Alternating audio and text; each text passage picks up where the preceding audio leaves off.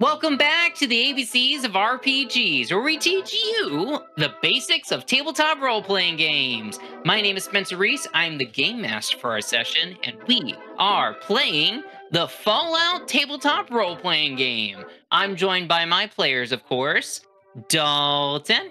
Hello, everybody. My name is Dalton, and I use he, him pronouns, and today I'm going to be portraying a character named Shambles, who is a guy who would both looks like he would stab you and would actually stab you. He's in that quadrant of the the Punnett square. Is it a Venn diagram? Square, but it's like the squares. Yeah, the square meme where it's looks like he would cut you, does not look like he would cut you, would cut you, would not. Yeah, would not cut you. Yeah, the comparison chart. He's in the looks and wood category. Oh my god. I want to make that for every Fallout, who are you in the wasteland? Dan, do you want to introduce yourself? Yeah. What up, everyone? My name is Dan. Hey. Today, I have he, him pronouns. If you haven't joined us yet, today I'm going to be playing a character named Wham Bam. Wham Bam is a super mutant. Very strong guy. Last week did a lot of min-max and smashy smash with combat. So yeah, Wham Bam is excited to potentially smack more people with his big board and find his postcards. And with that, Ashley. My name is Ashley. I use she, her pronouns, and I am playing a character named Blair Williams, who also uses she, her pronouns. And she is a vault dweller, and if we are going on the chart that Dalton discussed, she would fit in the does not look like she would stab you, would not stab you category, because even if she tried, she probably only has a 25% of actually landing a blow on you. Oh. Well, it's okay. She's smart, I think. Aw. I think. She's got an intelligence of 7. She can do some. She's got some soft and hard skills. She has some non-combat skills. Okay. Yeah. Intelligence. 7 intelligence is pretty good. She's a smart little vault dweller. That's pretty good. Indeed. Yeah. That's pretty good. Well, as we get started today, before we do kind of the recap and everything, let's go ahead and do our get to know you question. Can somebody roll me a D260? And we'll go ahead and read that question. 1D260. I did it first. 213. 213, perfect. That is a real dice that we roll. 216 or 260. It's a real dice. What would the name of that be? Well, you know how it's like what is it? Is like a dodecahedron, or what would the official scientific name of that be? I don't know. I don't know the word for 100. Yeah, we'll come up with that later. I mean, someone comment it if you know what it is. No. Comment it. Perfect. So Ashley, you said it was a 213, right? So yes, that is so everybody here for Blair, Shambles, and Wham Bam. What's the last thing that you do at night? What's the last thing? I like to imagine this could be like a bedtime ritual. Could be something you kind of maybe you don't intend to do, but it's something you kind of do, like you just nod off to sleep or something like that. So, well, usually after getting a midnight snack of human or whatever Wham Bam can find in the wasteland, yeah, he basically just drops down wherever has got a roof, and no one really attacks a super mutant in their sleep, so he's not that concerned, and he just looks at his postcards until he falls asleep. Aw, he kind of browses through. Yeah. Yeah. Aw. Kind of like a slideshow where you're just going from venue to venue. Yeah. Dalton, what's What's Shambles' thing? I'm really locked in on this. How many? What you would call a 260-sided die question? I figure it out. I think it'd be like a Ducenti. I don't know. He would comb his hair. Yeah, that's what he does before he goes to But bed. he didn't have any.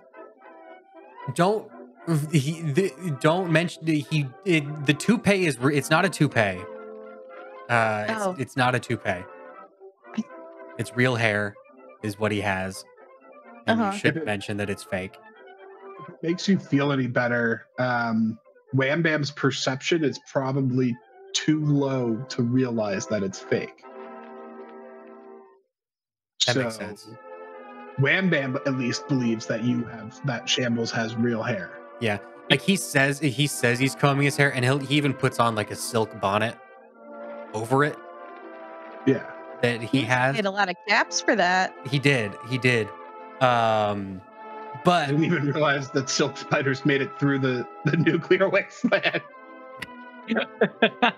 Yep. I didn't realize that. Oh. They're gigantic, like the rad roaches. Yep. Oh my god. Ashley, what's Blair's thing?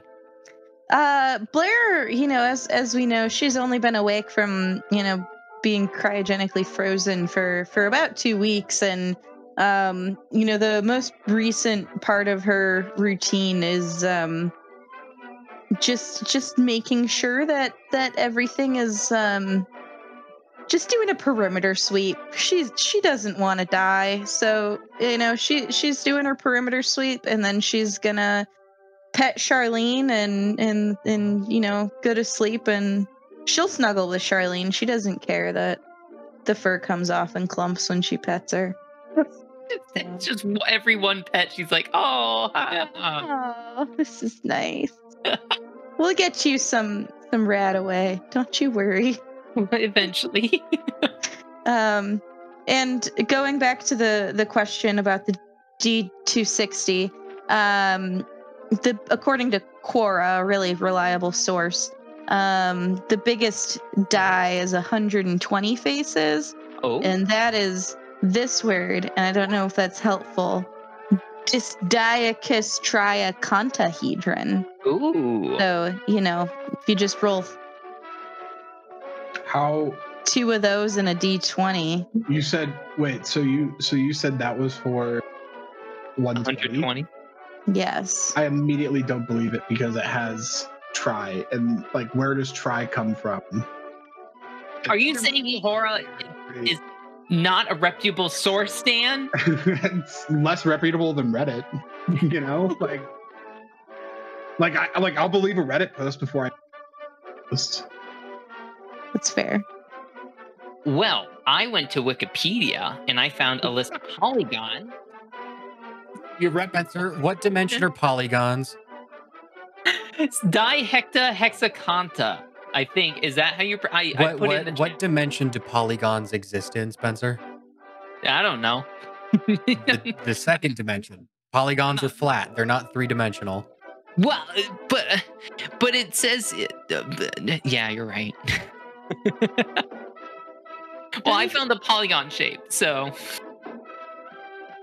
Like, when does it just effectively become a sphere? I was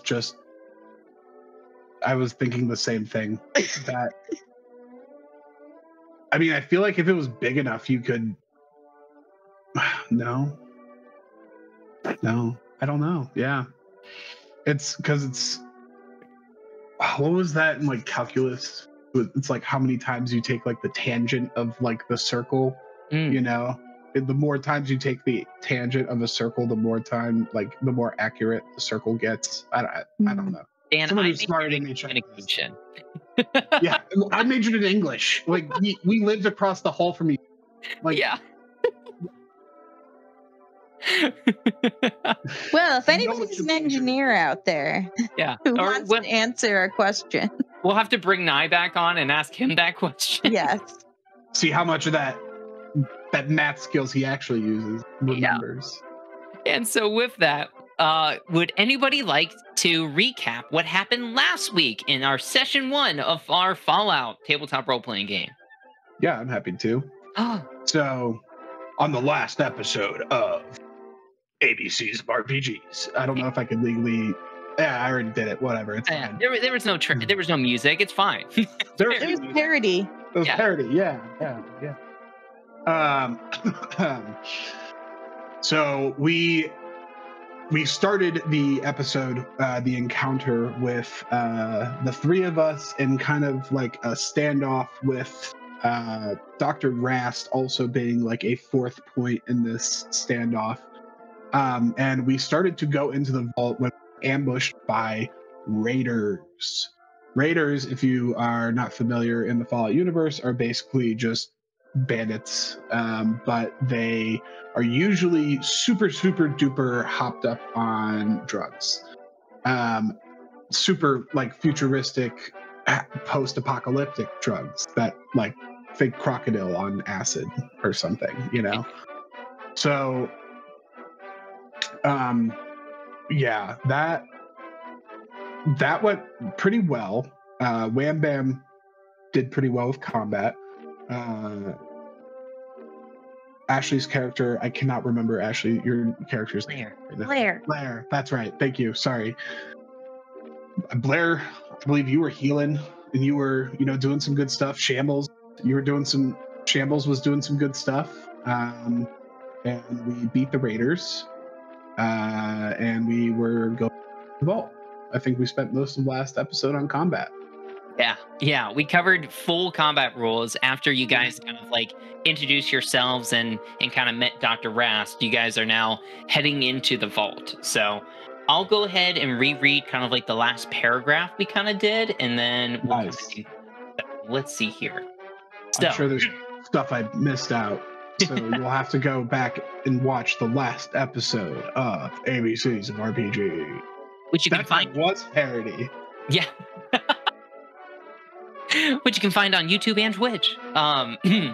You cross the rickety walkway leading through the entrance of the vault. The old metal creaks beneath you, underscoring the howling of a radioactive windstorm building outside. An elevator stands at the end of the path to the vault. Above its dented doorway hangs a wide green sign from the old world. A notice from Vault Tech Corporation that reads, Vault 93, welcome home. Proceed in an orderly fashion. So that's kind of what I have here on the screen right now for our Roll20. Imagine the 5 is a 3.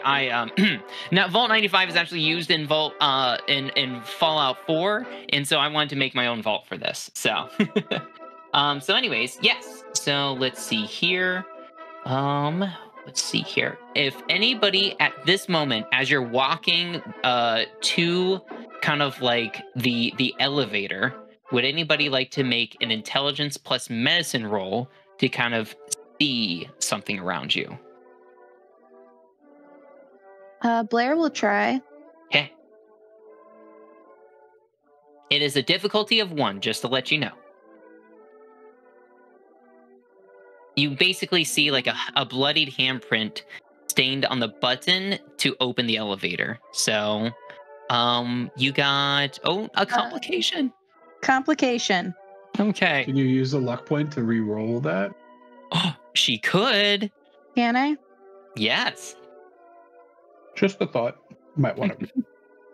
One. I'm just going to roll a D20 because I don't know how to do that. While you're doing that, I believe it would just be a dicosia excentahedron without any other information about the polyhedra. A what? Dicosia excentahedron. Whoa. That sounds really cool. If it is. Basically it is just how you say 260 in Greek with hedron at the end of it. That is how you get a lot of them, at least. Yeah, see, that makes sense. Yeah. So unfortunately, Nothing, but there's no complications. yep, with two 18s, you just see that there is you guys followed like a bloody trail into the elevator, or from the outside into the elevator and everything. You see a bloody handprint on the button to open the elevator, but that's all you kind of see. There's nothing really else that you gather from that information. So, but yeah. So with that, if you guys proceed forward, you kind of like press the button. It's an antiquated elevator that kind of rides up, and as it gets to the button, dings and kind of opens up. So if all of you kind of step in, you'll go ahead and ride the elevator down into Vault 93. Which As we're riding the elevator down, I asked Dr. Rast if he saw anything funky with the blood. Ooh. Let me see what Dr. Rast gets from that. Just a second. So let me go ahead and roll 2d20. I'm not sure what his target numbers are. He doesn't see anything either. I don't think he does. Hold on, let me see what his... I mean, he's good at medicine, but I don't know if he's that good. Yeah, intelligence plus medicine. No, his target number was 12. That's he's like, good, but he's not that good. There's a lot of blood. I think that's all. That's what I thought. I was just worried about pressing the button. I'm glad that we had Wham Bam over here to do that for us.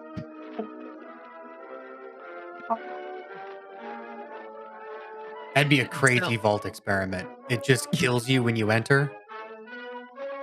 That'd be wild. It'd be unfortunate. Vault tech's wildin'. You hit the button to enter, and just bam, it kills you. Now, is Shambles saying that, or is Dalton saying that?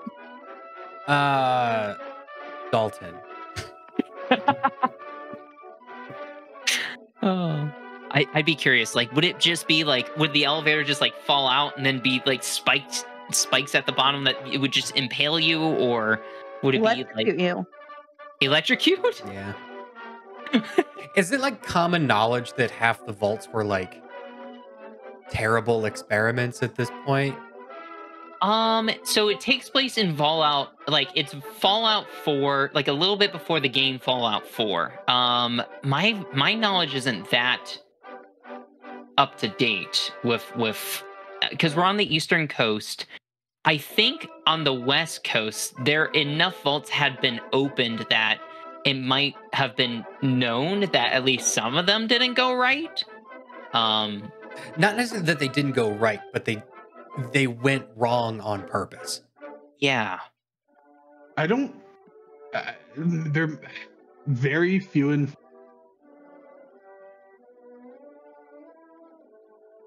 You cut out. Oh, sorry. It's very few and far between. I think people more... I mean, they kind of do, because there are, like, in the games, there are other vaults that you can travel. And it's kind of known, like, that not every vault was the same. Mm-hmm. So maybe it's not necessarily as known, because, like, the kind of stuff that you're talking about, the experiments and whatnot, that you find out by accessing, like, secret files on a computer. Yeah. So I think it's more like they know they're not all the same. Like, that's common knowledge, but it's probably deeper knowledge specific to vault dwellers or people who've interacted to know that there's, like, experiments. Okay. Yeah. And, like, I asked so, like, I can put characters in the right headspace. Like, do they think they're just going into, like, an empty room that might have stuff in it? Do I, like, think that I might be entering, like, a thing that is full... Raided vaults. Right, people raid vaults all the time. But, like, me as a person who's going in, am I What is he expecting? Right. Am I thinking that there might just be, like, a whole bunch of rabid super mutants down here? Am I thinking that I'm going to, like, run into, like, a bunch of people who have had horrible, like, experiments run on them and that they're basically rabid at this point? It depends. It varies. Like, I think some well-traveled and well-understood and, like, it's known. some vaults are not as known, right? Maybe because, like, in the example of Fallout 4, like, only 2 people survived from the vault, right? And that's not a spoiler. You learn that very early on. So, I mean, varies. I would say probably because Wham Bam's origin doesn't come from a vault, and even though Blair comes from a vault, I think, Ashley, you wrote into your backstory that Blair is not aware of her experiment, right? I would say that Shambles, depending on how long you've been around the wasteland, meeting a vault dweller is very rare. You probably haven't met a vault dweller outside of Blair, but you could have heard at least rumors or talk from the wasteland of somebody running into a vault or running down into a vault or going into a vault and never coming back. I would say that's something. If he's a ghoul, though, that's the one thing I did leave out. Some ghouls do know about vaults because they were alive pre-war. So it's very plausible that Shambles, like, Vault-Tec was a huge company. Everyone was scrambling to get into one of, right? So, you know, Shambles probably is like, yeah, I tried to get into this damn thing, you know, if anything, right? Probably depends on how old Shambles is. Knows of it, but doesn't know about, like, what's in it. Yeah. You know? You could have heard rumors that there was monsters in all of the different vaults. Yeah. Something like Yeah, I just wouldn't know if I would be expecting, like, hell madness down in the vault or just like nothing. Yeah. It varies. Sometimes it's just, like, incredibly chill. Yeah, it's sometimes it's hell madness. Yeah. It literally, because of the experiment, it varied. Yeah. So, you know. Blair expects to find a thriving population here. And she's concerned that raiders came out. She's worried about everybody else who was in there. Yeah, making sure everybody's hunky-dory. Okie dokie. So, with all of you kind of crammed into this antiquated elevator, kind of press the button and you start heading down. Excuse me. The small elevator rumbles and shakes unsteadily as it descends deeper and deeper into the earth. The lights lining the threadbare walls flicker a few times but remain lit, illuminating a sticky pool of blood gathered in one corner of the floor. At last, with a grinding shriek of metal gears, the elevator slams roughly into the bottom of the shaft. With a cherry ding, the doors slide open to reveal a bare underground corridor of exposed pipes that stretches on for some 30 feet before it bends to the left. Smears of fresh blood are evident along the right side of the wall, leading to a closed steel door halfway down the stretch of the hallway. So let me go ahead, start to reveal part of this map as I'm reading this. Spencer, I thought you were just gonna say bear and just stop there, and I was just gonna be like, holy shit, why is there a bear in a vault? It's a bear. That's the experiment. It's just bears. It wouldn't be a bear, it'd be a Yao. Two-headed. Cool. So the Vegas, the NCR's flag is basically the California flag, but instead of a bear, it's a Yao Guai, so it's a two-headed. You should look it up. Cool. It's pretty awesome. Yeah. So this is kind of like what you see down here. So that is like the hallway. You see the fresh blood kind of stretched to the door. Let's see here. 2 human skeletons lie entangled with one another just off to the side of the door. The decomposed corpses are dressed in dusty blue, blood-stained jumpsuits. Do you think they were dating?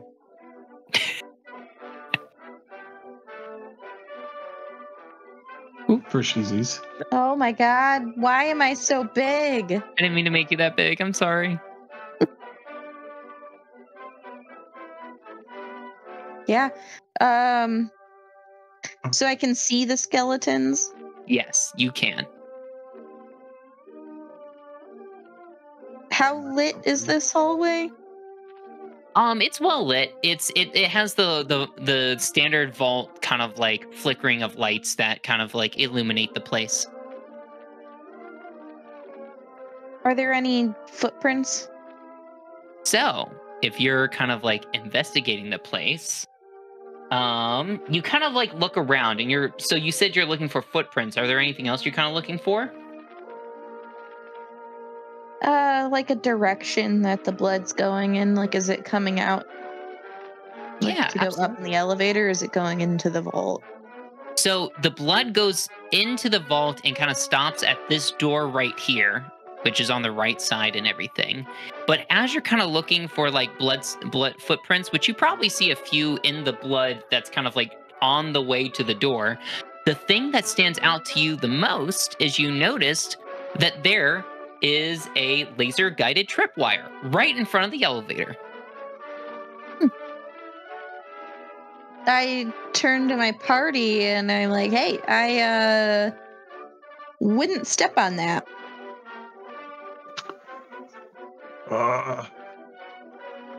Yeah, that's a good call. Wham Bam don't like blow up things that go boom. Yeah, which is funny because my name is Bam. Anyway, maybe we could poke it with a stick, make it blow up. I think that's probably the best idea here. I don't know. I think if we just step over it and don't touch it, that might be a better option.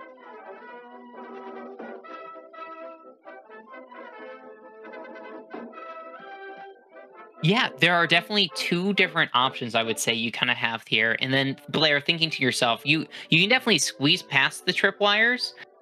You also think that you might be able to disarm them if you tried that as well.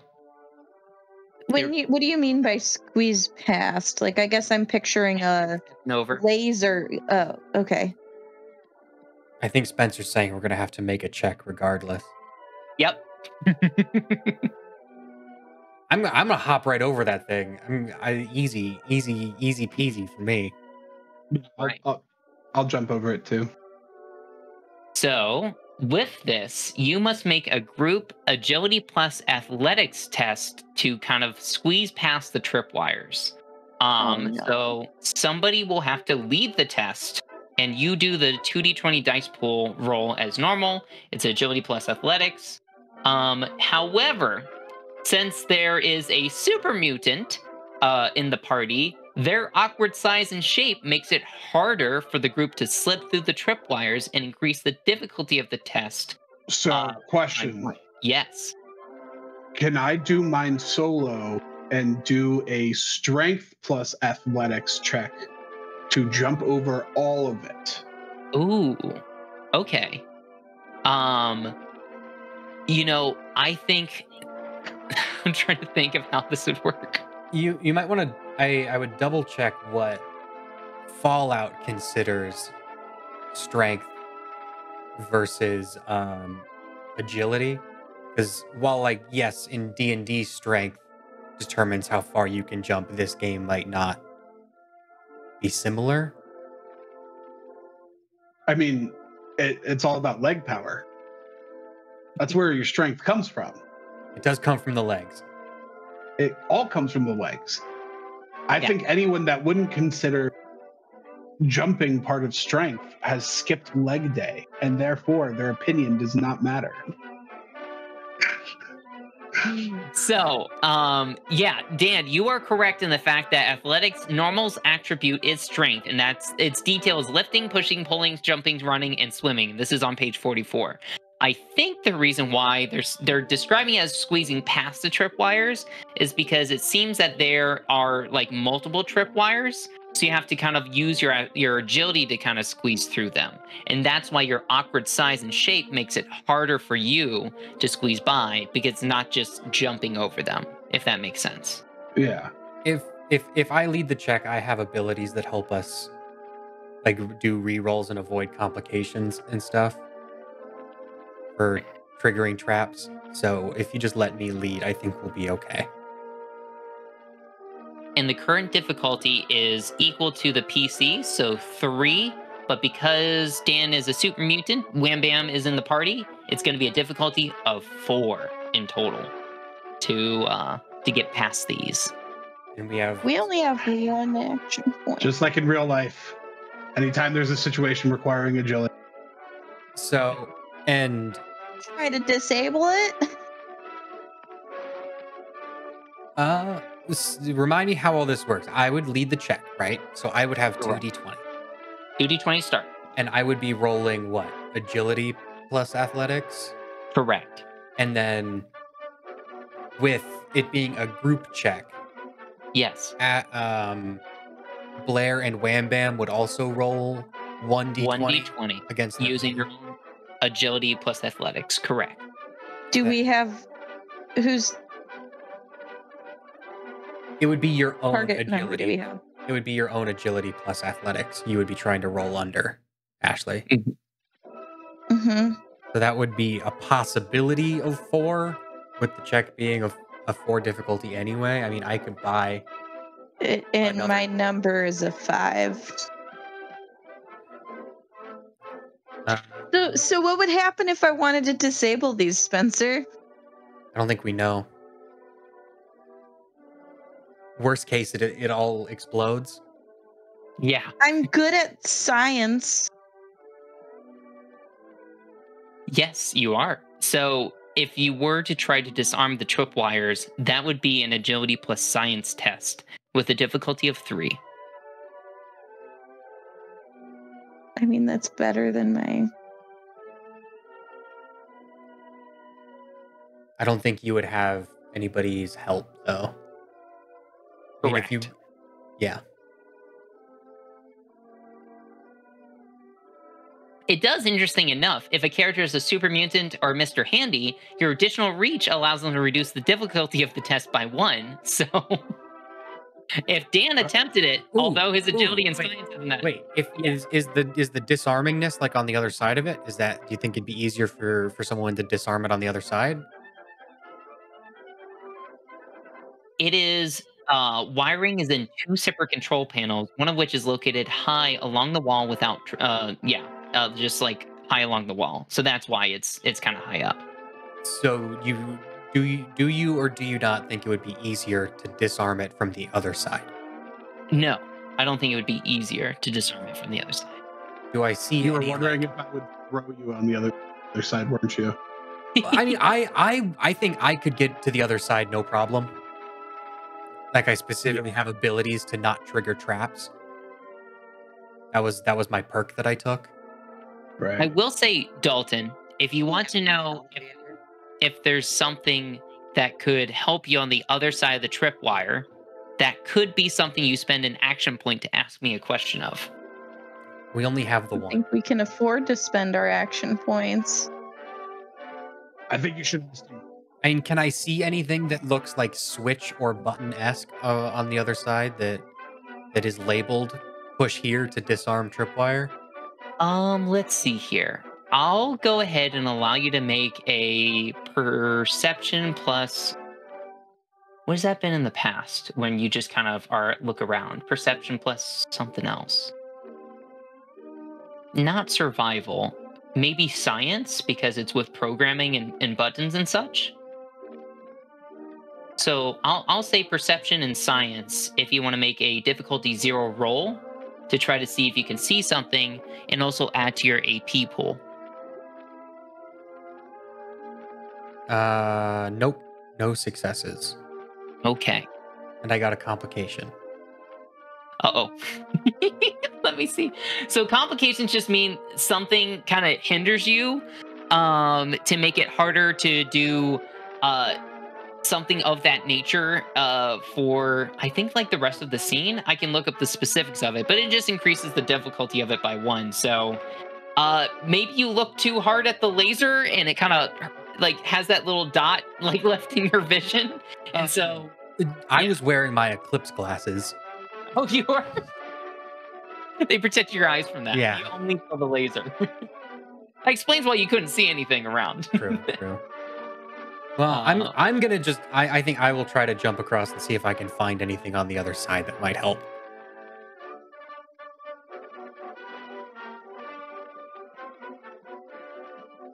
All right. If everybody's okay with that.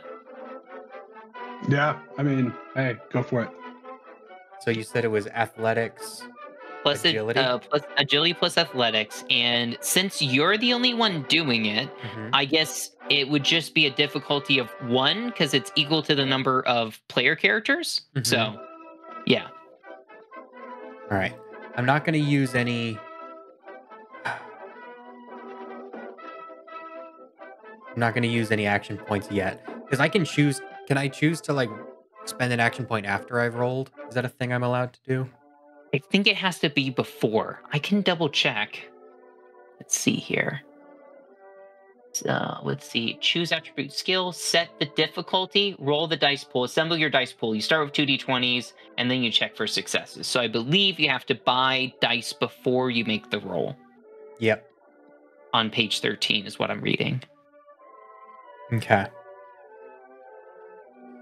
All right. Well, I'm just going to go for it. If I need to re-roll a die, I can. Sounds good. I'm going to re-roll. I was so close. Yep. I'll re-roll one of them because I'm allowed to do that. Yeah, you are. Okay, that's a success. Ooh, all right, you make it over. So go ahead and drag your token onto the board and put you past the laser guided tripwire. Oh, Joe's Ragman. Hey, sorry I didn't see you in the chat before. Welcome, welcome. Dan, What he up? said he agrees with Wham Bam earlier after everything sounds fine, nothing to worry about. So Yeah, it's fine. All good. All good. all good, but nothing could be wrong. All good. So I've made it. I'm all good. I'm gonna go. Have shambles. I'm gonna go chill out in this cool vault. But not after I kind of. I guess now that I have a better view, I can like kind of look around. Yeah. For the most part, the main things you see is just these two skeletons right here, this kind of like door on the right where the blood pile kind of leads to, and then at the end of the hallway, you know it curves to the left. Yeah, I don't see any Control panels or anything? Yeah, No. control panels. I don't see any wiring leading to or from the tripwire or anything. No, that would have been probably from your original roll before where you did the science and perception. I'll still try to disable. I have a better shot of doing that than jumping over it. I stand as far away as I can get. I even like prop up the skeletons and I stand behind them. I like cower behind the skeletons. Great. Now is that going to be? Did you say that was science plus agility? Agility plus science, yes, and it's a difficulty of 3. I imagine that because like there is one of the control panels higher up on the wall, it does say a super mutant would allow their reach to reduce the difficulty test by 1. I would imagine that if you turn to Wham Bam and you ask him to lift you up, that would reduce the difficulty by 1. Bam, will you lift me up? Yeah.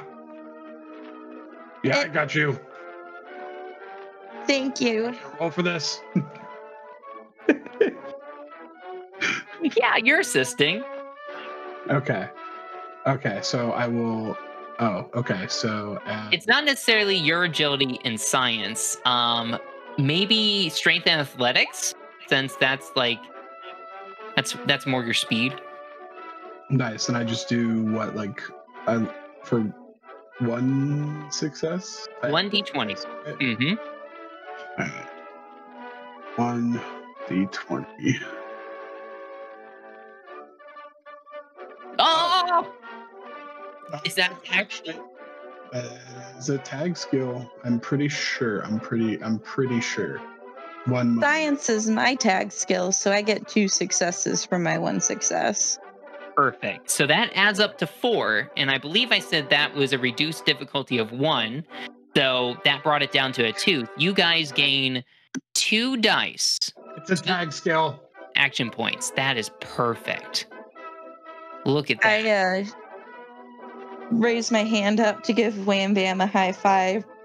I'm not sure if this is still a universal sign of awesomeness, but I try. Wham Bam thinks you're telling him He's like, what am I supposed to stop? No. This is a high five. We took hands. It's a good thing. And he like gives you like an awkward hand hug. Like he doesn't know like he's supposed to like hit your hand. He like touches your hand like this, like really like. Yeah, thanks. Good job, buddy.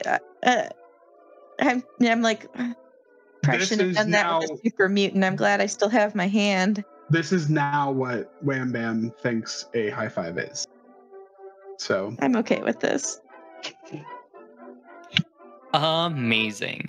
Real quick before I describe what happens next, Joe's Rackman asked, he said, I like the team play mechanic of this game, don't know anything about it. So, yes, there's a lot of assisting you can do with rolls, as you can see, where like everybody starts off with like 2d20 that they roll off first, but anybody who kind of assists can add one more d20 to that, up to a maximum of 5d20. It's kind of based around their whole 2d20 system that Modiphius uses.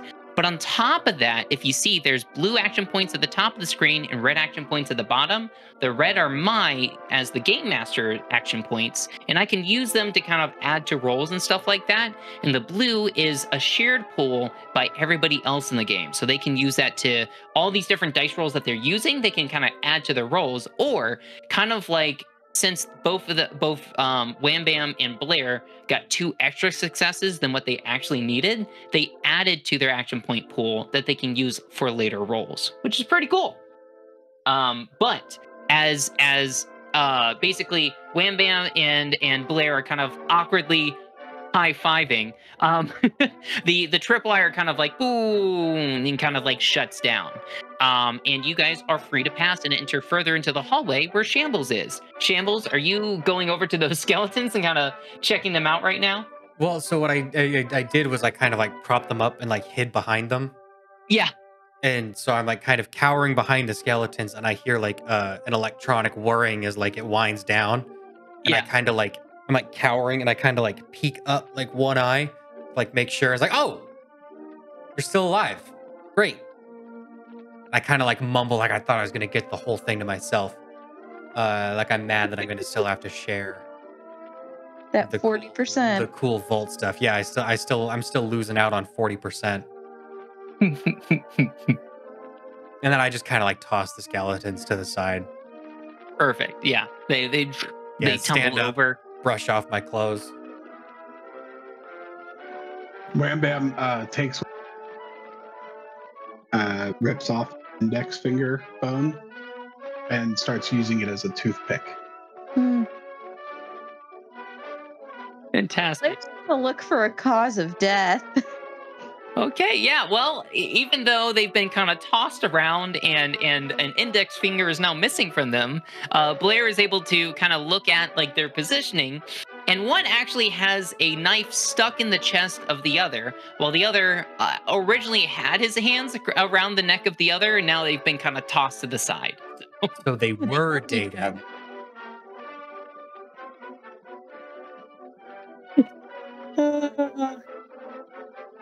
Yeah. If that's how you view dating. I wouldn't know. Shambles is a lone wanderer. Nothing ties him down. I have to take a quick timeout because I know you guys enjoy Helldivers. I saw a comment on a meme the other day that said meta that you ever met a girl cadet? And all the responses were like, no sir, all I know are my guns, sir. They're women Helldivers. Oh yeah, no, and of course. Yeah, of course. Eagle One. My character is permanently stuck as a Did you know? And it's canonically, Eagle One and Pelican One are I think married. It's canon.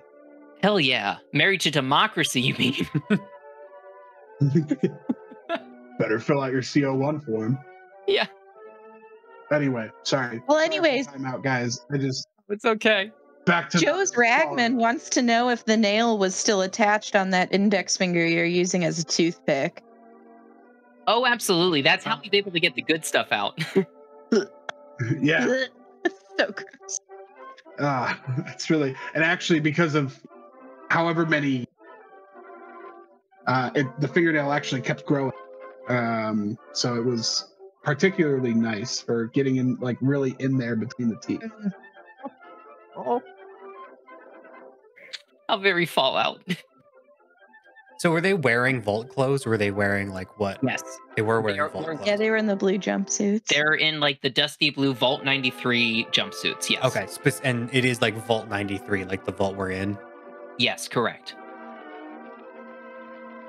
Interesting. Wait. So the blood's going to this door right here. Yes. Yes, it is. Is the door open? The door is currently closed, and as you kind of inspect it further, you can tell that it is locked. So you would probably have to either force your way inside or make a lock-picking test. I think Wham Bam Wham can- Bam. Yeah. Lockpick. Oh. Yeah, I'm not very good at lockpicking. Yeah, I was gonna say let's let Wham Bam handle this one. Well, I'm good at Strength perception. plus athletics check. Yeah, it would To be a just difficult. knock the door down. Yes, to basically force your way inside. I would say it's gonna be a difficulty of 2 to do so. And knowing this, because you're using strength, the door won't be able to lock once you get inside. Okay. Wham Bam, break down door.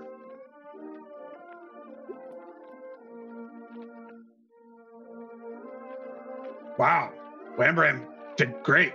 Well, yeah. Wham Bam. Wait a minute. Would you like to describe your glorious success as you also add an action point to your pool since the difficulty was only 2? Just very much like maybe the door was only locked by like a little, like kind of thing. Like maybe there wasn't like I don't know. Wham Bam's a really strong guy. He just goes through it. That door, slaps against the hinges creak. The door slaps against the wall behind it. If there was one of those little spring thingies that like helps the door, like a door stopper, that's broken. It's broken. Yeah. Oh yeah. It's absolute shambles. What'd you call me? Anyway. And with that, you are able to go inside. So I'm going to move you guys into the next room, if it Roll20 lets me. So let's go to here. This is the computer room. And let me go ahead and adjust. Hold on. Let me adjust these action points real quick because you are now at, what was that, 4 or 5? You are at 4, yes. So I'll adjust the action points on the screen, and I have a little blurb to read for you guys. So it is... You enter a small room with 2 walls lined with dusty, disabled computers.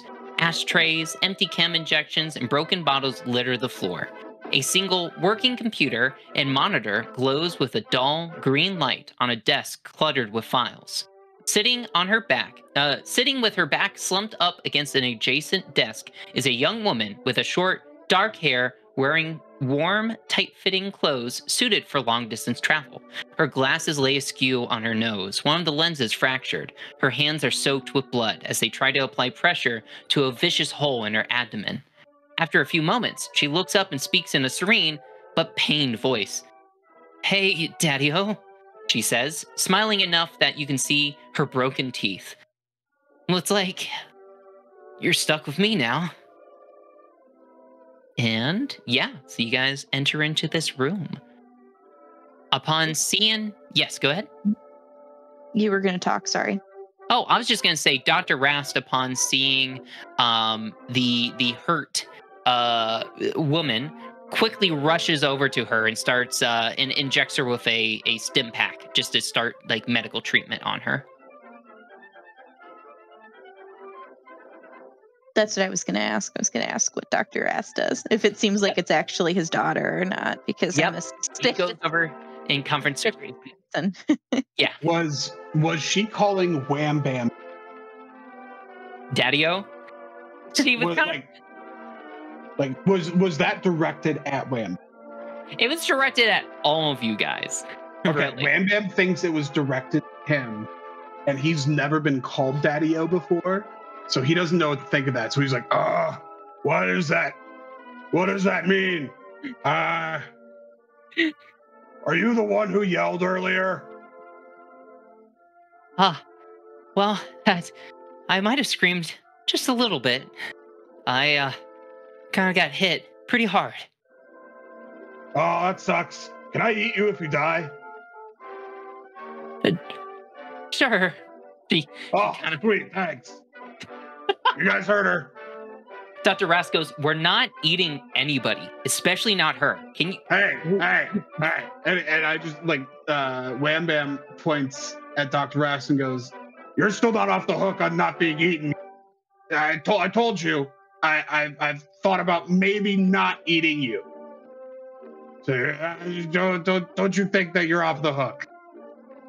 Dr. Rast rolls his eyes, continues medical treatment on this woman, and then turns to Shambles and Blair and kind of goes, can you keep him from eating people? He said he was going to eat her if she dies. It's only a problem if you let her die. And she said yes. I'm trying very hard. You know what? While I do, why don't you guys take a look at the room while I continue her treatment? Wham Bam, start looking for postcards. Oh, that's a great idea. Wham Bam looks for postcards. Great.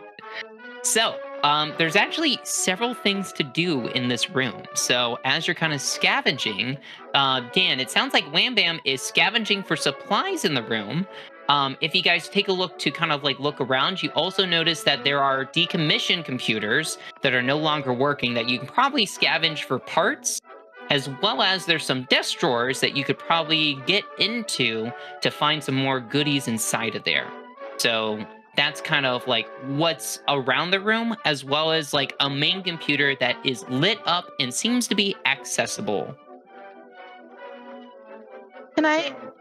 Oh, go for it. Sorry. Oh, I was gonna see if I could help Dr. Rast do a first aid check. Yeah, absolutely.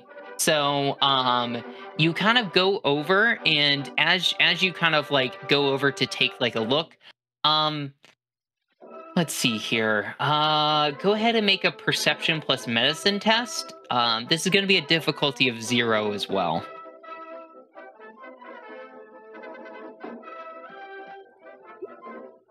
As long as it's not a complication. Okay, so that's going to add success. Yeah. Great. That'll add 1 to your action pool, and unfortunately, as you kind of get over to Dr. Rast and this woman, you see that she's bleeding profusely. She is pale. To your best medical knowledge, she is about to bleed out. And as you get over and start to maybe try to see what you can do or wrap up, Dr. Rast turns to you and he shakes his head like no. Oh, there's nothing left to do. Yeah. Oh, that sucks. My stim pack won't fix this. Yeah. You mean he wasted a stim pack on her? Yeah, he did. Yeah, he already used a stim pack on her. Ugh. Useless. Picking up on the mood, I give them some privacy. And still talk to Mika if you wanted to, but if you were gonna continue on, you can do that as well. I don't know. I mean, she's dying.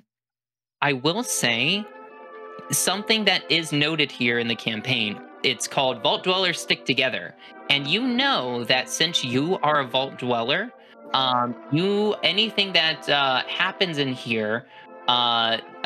You are familiar with vault technology and layouts, so any kind of test in this room is reduced by 1 for you. On top of that, Mika, while wearing kind of tight-fitted clothes for traveling, does have a Pit Boy on her arm.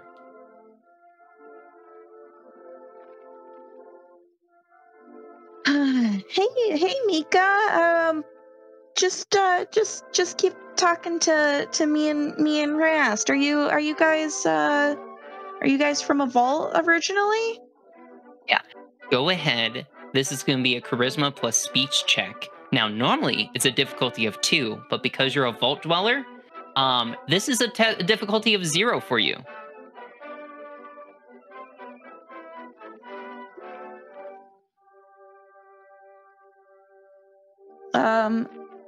I have I have it as a tagged skill. Yep. And I have a complication and 1 success, so I don't know what that means. So it calculates, like it knows it's a tagged skill, Ash. Mm-hmm. So why do I only have 1 success then instead Because of the 2? complication. Because of the complication. Yeah, the Actually, complication. The tag skill means, see how your speech is 3? If you rolled a 3 or under, then you would have 2 successes instead of just having 1 success, if that makes sense. And you got an 8, so it's just 1 success. But the complication, that can just happen anyways. And so basically how I would rule this is that normally this would like charisma plus speech checks with Mika would be a difficulty of 0 for you. The way you say it, she gets a little bit mistrustful of you. So from here on out, instead of a difficulty 0, it's going to be a difficulty 1. just to kind of get past it in the future, but that's okay. That wouldn't happen this test. You still pass it just fine. And so you asked if she was from a vault. Is that what you said?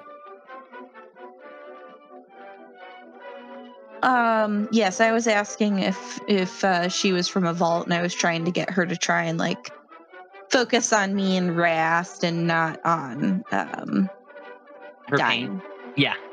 She goes, "Oh, yeah. I come from a community of scientists. I'm an ecologist. I went out because I thought it's not too late to fix the world. Maybe we can do something to help make it right." Oh man, it's really hard not to focus on the pain. I know it is. I'm really sorry. Your dad's doing everything he can. And she kind of turns to Dr. Rast and he goes, "Thank you." And he turns back to her and goes, "Hush, there's nothing more to say. Save your strength. We'll get you out of here." I'm gonna leave them alone. They're dying. She's dying. I feel bad. Let's cut back to Dan and let's cut back to Wham Bam and Perfect timing. Yeah. Shambles. I believe Wham Bam, you were scavenging for supplies, right? So for Yeah, but here's the thing, right? Yeah. Here's Wham Bam doesn't perceive value like the other party members perceive value. So there could be something that like everyone wants. You know, it could be like 1,000 caps just sitting right there, you know? And Wham Bam would be like, "Here's just bottle caps." You know, he's looking for postcards. He does know that ammunition has, but not to the value that other people see it. You know, because like if he can't shoot somebody, like he doesn't take more than he needs for ammo. Like he keeps like a couple shots on. He doesn't need more than that. He doesn't feel like carrying it. Yeah. You know. That's great. So, yes, Shambles is looting, but with that asterisk. Perfect. So here's how looting works in the Fallout like tabletop role-playing game. So you are going to make a single perception plus survival test, and this one has a difficulty of 2.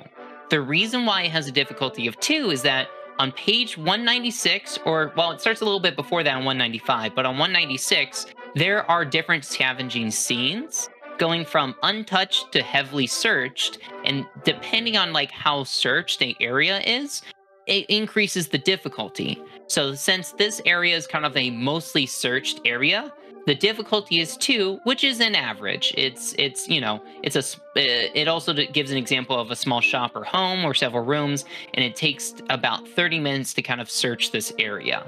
Right. So on passing that test, how this works is that I'm giving kind of like a category list with 2 numbers. So for example, this one is a random chems table that has a number of 2 dash and then 2-1.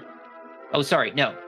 2-4. So what that means is, and I'm just explaining to you guys so game masters at homes kind of understand this too, is that if you succeed on this perception plus survival test that I just asked you to make, you basically get to roll on a random chems table twice, and then you can spend AP, 4 AP, to get 4 more rolls on that table. So that's kind of how it works. Is basically you roll, you get two kind of like free ones usually for the first X number, and then whatever the Y number is, it just is how many AP you can spend to get more rolls on that table. So, but Dan, so I can actually change this. It doesn't have to be chemicals. There's several different things that can be found here. So we can make it instead ammunition, since that's something you were kind of looking for. And then also, I wonder if we can do junk instead, because you kind of want that kind of like, they call it oddities, random oddities and valuables. That might be something where you could find, yeah, that could be like a postcard. You could find something in there if you want to do something like that. Yeah. Cool. Yeah. Oh, and there is just junk, so it's up to you. We'll kind of decide that. You can go ahead and make your perception plus survival roll first with difficulty of 2. Yes. Because my perception is 4 and then my survival is 0, I have to beat a 0. Okay. Are 2d20. You get to roll 2d20s. And 19. Yep. So I don't pass. No. I'm just literally tossing stuff at. Yep. You search a little bit too aggressively, and you unfortunately don't find any postcards. Well. Dang. But there's still other things in the room. There's those decommissioned computers, there's the desk drawers, and then there's also the computer that you guys can log on to. Let's go ahead and turn our attention to Shambles. Shambles, are you doing anything in this room right now? Didn't you say she was at the desk? Or is this desk drawers at a separate desk that there isn't someone actively bleeding out at? Yeah, yes, separate desks, not actively bleeding out. Well, I want to go to that. I go over, like, I feel for you, but I just kind of like push her rolling desk chair slightly off to the side. Yeah. Do that over there. And I start going through all the desk drawers. Perfect. Great. So, by the way, I see the conversation between Mike and Joe's Ragman. Yes. So basically, if you get extra successes than what is needed for the difficulty number, then that adds to your action points, which you can use for other rolls in the future. So what Dan just rolled, he just gets 2d20 just normally. Wham Bam for searching the room just gets 2d20 starting out, but he can use action points to buy more d20s to the roll to add up to possibly roll up to 5 d20s to kind of help him search, which is also right now as Shambles kind of goes through, you do find that one of the desk drawers is like most of them are empty or like not locked, but one specifically is locked. So you can make a perception plus lockpick test with a difficulty of 3. Let's see here. Or you can just do a straight strength plus lockpick test. Strength plus lockpick or strength? Athletics. Rip it open. Yeah. So if Shambles wants to get their super mutant friend to help him out, they can do that. What's the rules for if I just hit it with a tire iron? You hit. You do 0 damage. Yeah. Yeah. Strength athletics. I'll do a strength athletics with a difficulty of 2 for that. Just letting you know. Smashing things may destroy stuff that's in there. I'm just gonna say that. It may not. You may not get everything you can. I'm not. I can try lock picking it first. I'm not really going to be. Yeah, you can go ahead and do that. I'm not really going to be of any help here. I will start trying to lockpick the drawer for Shambles while Shambles does something else. So the lockpick it's a difficulty of 3, and you have action points to spend. Remember, you're at 5 out of 6 right now. 3? Yes. Okay. You can buy a couple dice. Mm-hmm. Can I buy 2? Yes. So I believe, if I remember correctly, the first action point, or the first dice you buy is only 1 action point, but the second one costs, it's a total of 3 action points in total. So if you buy 2 dice, let me double check on that real quick. That's correct. Or I'm over. Okay, great. Yes. And it is lockpick plus perception. Correct.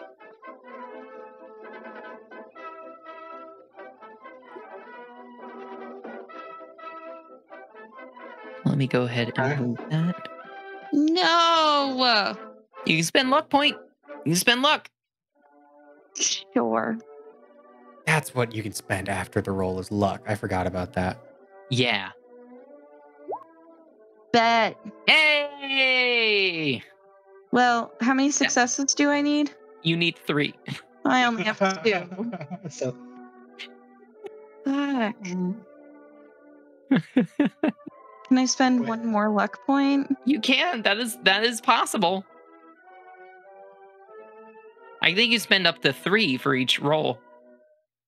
I'm only going to have 1 point of luck left after this. That's fine. You can only reroll 1 d20. Only you can one of reroll them? 1 d20 or up to 3 combat dice by spending 1 luck point. Oh, Oh no, and it says, and you can spend multiple luck points on a roll. Okay. Each die may only be re-rolled once. You cannot re-roll a die that has already been re-rolled. You must accept the re-rolled result. So, yeah, right now you still have 2 failures. Oh. So you can. Do you have 1 more luck point you can do? I only have 1 more luck point left. I mean, they can just smash it open, or I can spend my last luck point. It's up to I'm not gonna smash it open. I'm gonna try to rip the open. Yeah, I don't want to spend my last point of luck. I want to save it for something important. So yeah, the lock becomes jammed, and now you have to use force to open it, which is strength plus lockpick with a difficulty of 2. How come his is easier? because it's because going to you're not damage gonna what's get everything. inside. Yeah. Got you. Okay. Yeah, my lockpick's 0, So is mine. so I'm liking my odd. Gotta be the 12. Oh, so on this roll, you can't spend AP because you're using forceful entry. He's got a 12. So basically, both of my dice need to be 12 or under. That's more than a 50-50 shot. So wait. Before I do this, Yeah. so you're saying if I do the strength, force the lock open, but none of the stuff inside will be damaged. But if I use a strength plus athletics to try to rip the drawer open, then there will be damage. Sorry for the confusion. Whenever you're using force, you might not get everything that's in it. You might get stuff that's in there, but some of it might be damaged. Is what I'll say. Are there different levels of damage? Like, if I were to try to force the lockpick open, would it be better than if I tried to, like, smash Rip the drawer out. Either way is going to be the same. I'm gonna smash the drawer. I want to rip that drawer out. Yeah. What's up, Dalton? Spencer, I can use luck to introduce things to a scene, right? Yes, you can. Can I spend luck to introduce easily accessible screws that would let me just remove the drawer? like a screwdriver that allows you to. Oh, like there's screws in there that you can unscrew. Yeah, like I look under the desk and it's like, whoever made this desk's an idiot. This isn't secure at all. And I just like unscrew it from the bottom. Yeah, 100%. You can do that. I like to imagine like. So Blair goes over, trying to get it, gets her lockpick jammed in there, and Wham Bam's like, all right, I'm ready to go. And Shambles just takes one look under and was like, guys. Right. He's like, yo, let me use some of my waste knowledge here. And I just kind of like look underneath. Oh, so Wham Bam don't get to smash? You're gonna smash something else. Okay. Wham Bam goes over to check the person who is dying. Is she dead? She's not dead yet. She goes, hey, Daddy-O, what's going on? There you go, calling me that again. I don't know what that means. Anyway, you still good for me to eat you when you die? I don't see no harm in it. I'm not using this thing. Okay, awesome. Thanks. Well, bye. He just like turns around and walks like the other way. Dalton, Shambles finds inside there. We're gonna roll once on the random beverages loot table. Let's see here. So that is on page beverages. It is on page 203, and you roll 2d20s, and you get whatever is on there. I read the luck of the draw section, which is what I did. You are allowed to make that, to require that to cost more than one luck point.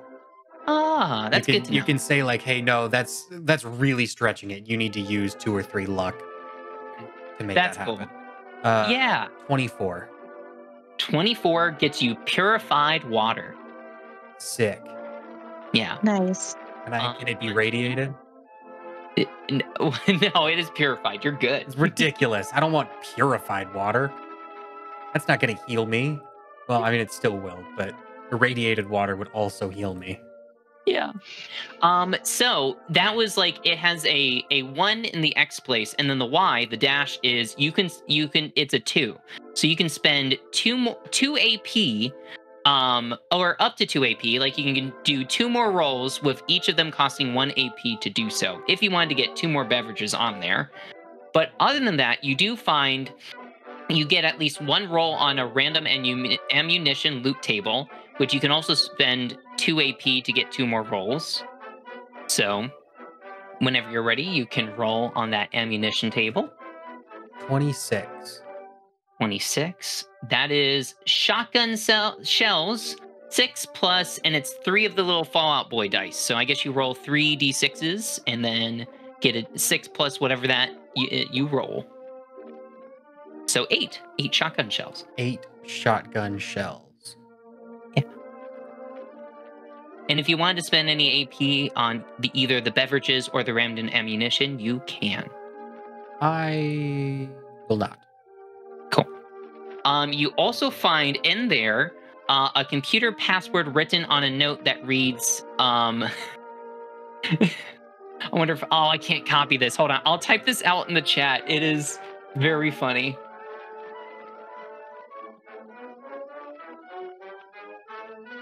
Okay. I should have had this. Yeah. Suspense. Yeah. That's the computer password.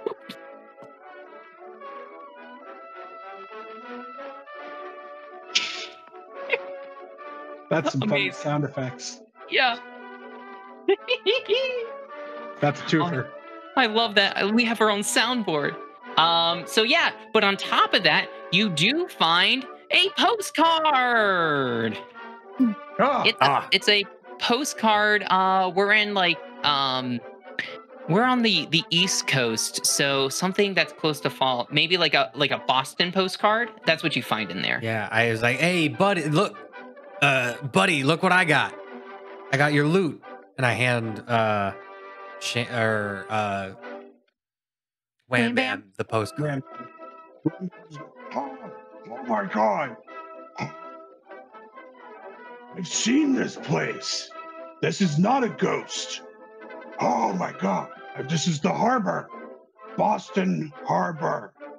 Ah, that's very nice. I'm going to put it. Okay, there's the Capitol. There's a Statue of Liberty. There's Hawaii. Alaska. There's the Ark of St. Louis. There's Florida. Okay, right here, Boston. Put that right before the Vegas one. While Wham Bam is doing that, I walk over to the computer and I start to type in the password. Perfect. But yeah. it is the most infuriating thing you've ever seen. I am typing so unimaginably slow. If I'm finger typing, I'm like messing up every other character, and whenever I mess up, I backspace all the way and start over from the beginning. Oh, amazing.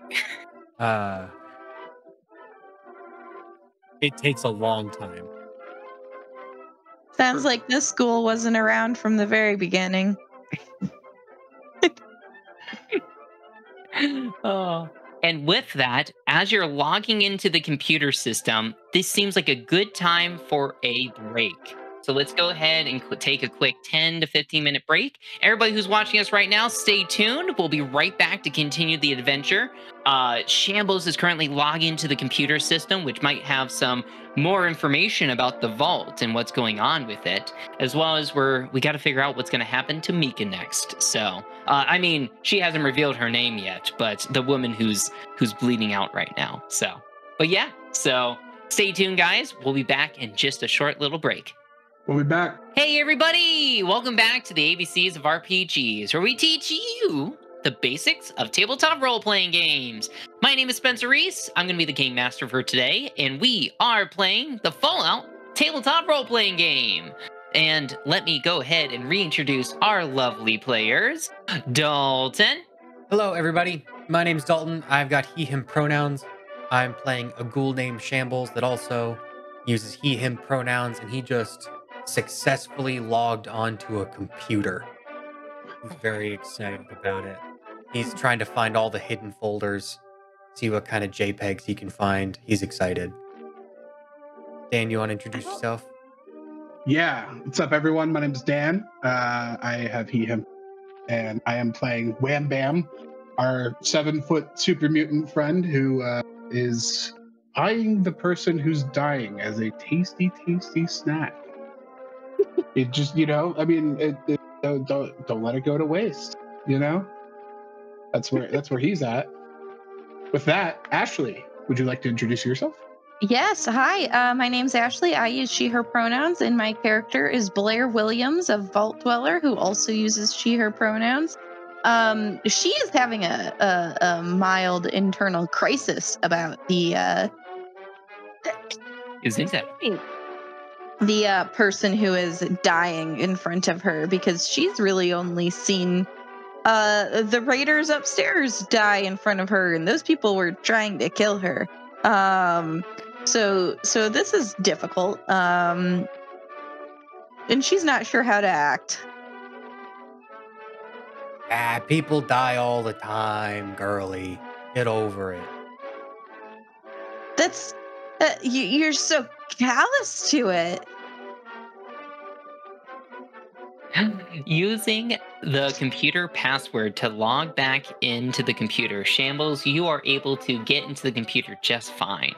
Now, navigating it is going to be a difficulty 0 test, but it is going to be intelligence plus science. So just like all difficulty 0 tests, this will generate action points for you guys.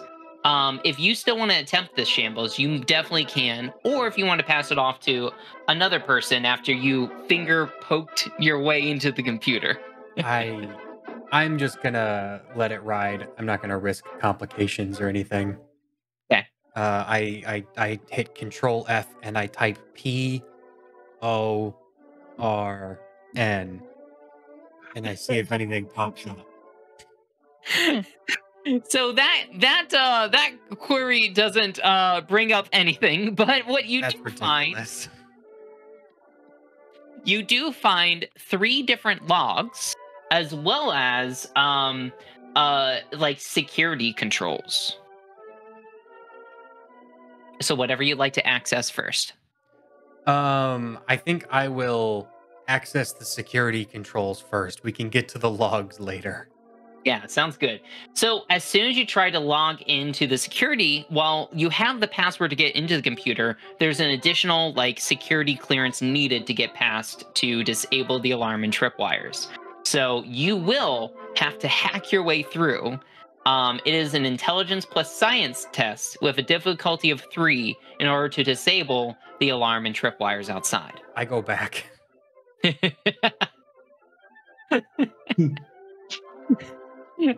Backspace, backspace, backspace.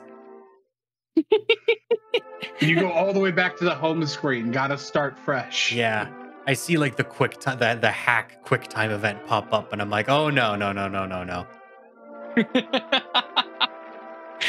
Do you go to the I guess the files then, the terminal files? Okay. So here is the first one, and I'm just going to show to all players. Here's the first one that comes up. I can read it, but if somebody else wants to read it, we can do that too. Is it the thing that Dalton was searching for? Now it says Robco Industries Unified Operating System. Copyright blah blah blah blah blah blah blah. Server 1. Clearance overseer eyes only. Upon activation notice from Vault Tech, all residents should report to the entry area. There you'll divide them into 2 groups at random. First group should be 1/10 of the second group. First group will be named guards, while the second prisoners. The prisoners' living quarters should remain sealed off and always monitored by the guards. Instruct the guards that the prisoners are charged with various crimes and are not to be trusted or listened to. The prisoners are only to be monitored for any attempts to break out of their sealed living areas. Give no instructions to the prisoners. Guards will have access to assaultrons and auto turrets for enforcement. Monitor for behavior. Introduce stimuli as needed.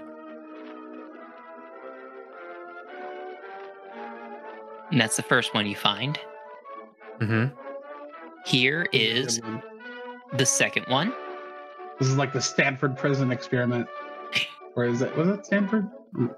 Yeah, it was. You nailed it, Dan. I see more shit at the top.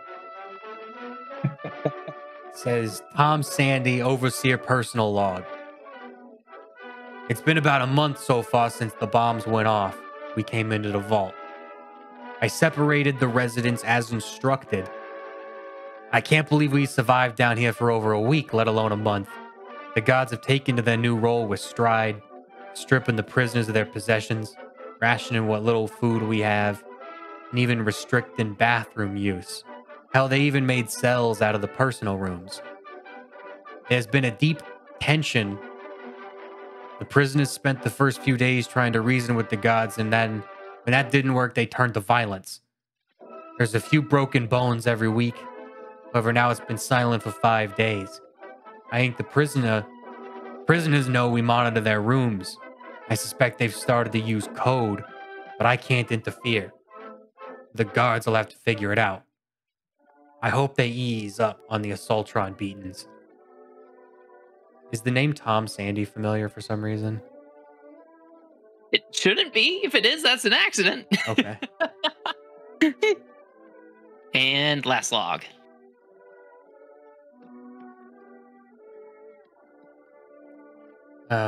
More stuff. Sometimes 35. Been 35 days since activation. 72 reports.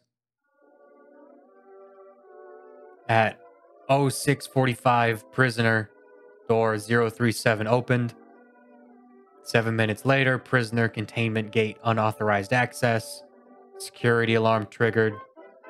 More unauthorized access. Door unlocks. Assaultrons commanded to follow guards. Assaultrons ordered to hold fire. Hostage detected. More ordered to fire. No restriction. No living signs detected in the vault. Assaultrons resume normal patrol. Looks to me like the bots killed everybody.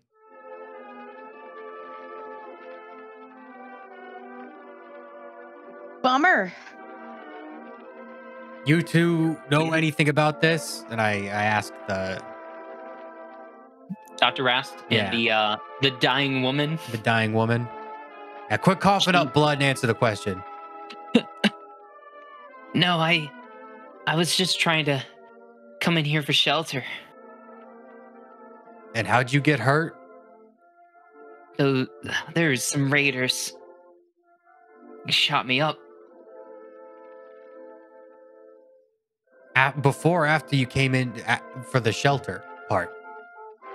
Before I was captured. They're from the gunners.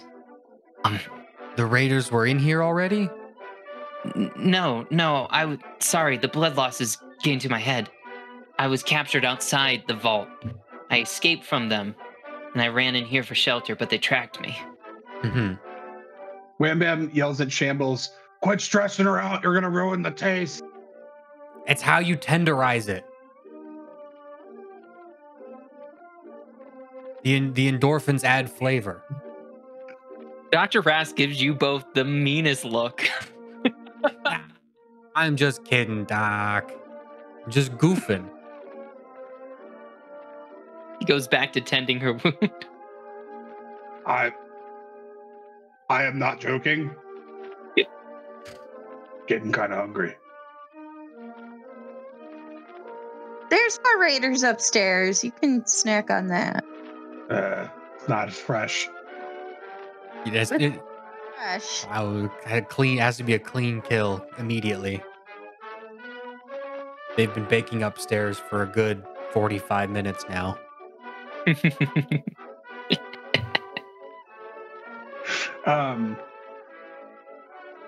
Wham Bam says, anyway, maybe the bots are still around.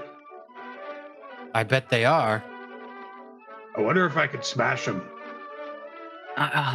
Probably. Mika kind of coughs up blood and goes, I don't think that's a good idea.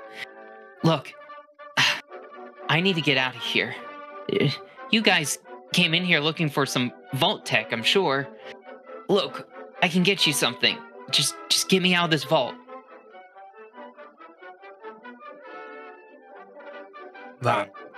I'm confused. I want to try. I have to get back to my family. Is it your dad right here? Isn't your dad? Isn't this your dad? We have to save our vault. From And she starts to kind of like faint a bit at that point. Oh, it's happening. Dr. Rast actually kind of like puts her arm over his shoulder, kind of helps get her to her feet and goes, come on, let's get her out of here. she's in any condition to be traveling. You're a medical professional. You should know that. We should honor her last wish. Is she actually your daughter? Yes, of course. But Leave Mika alone.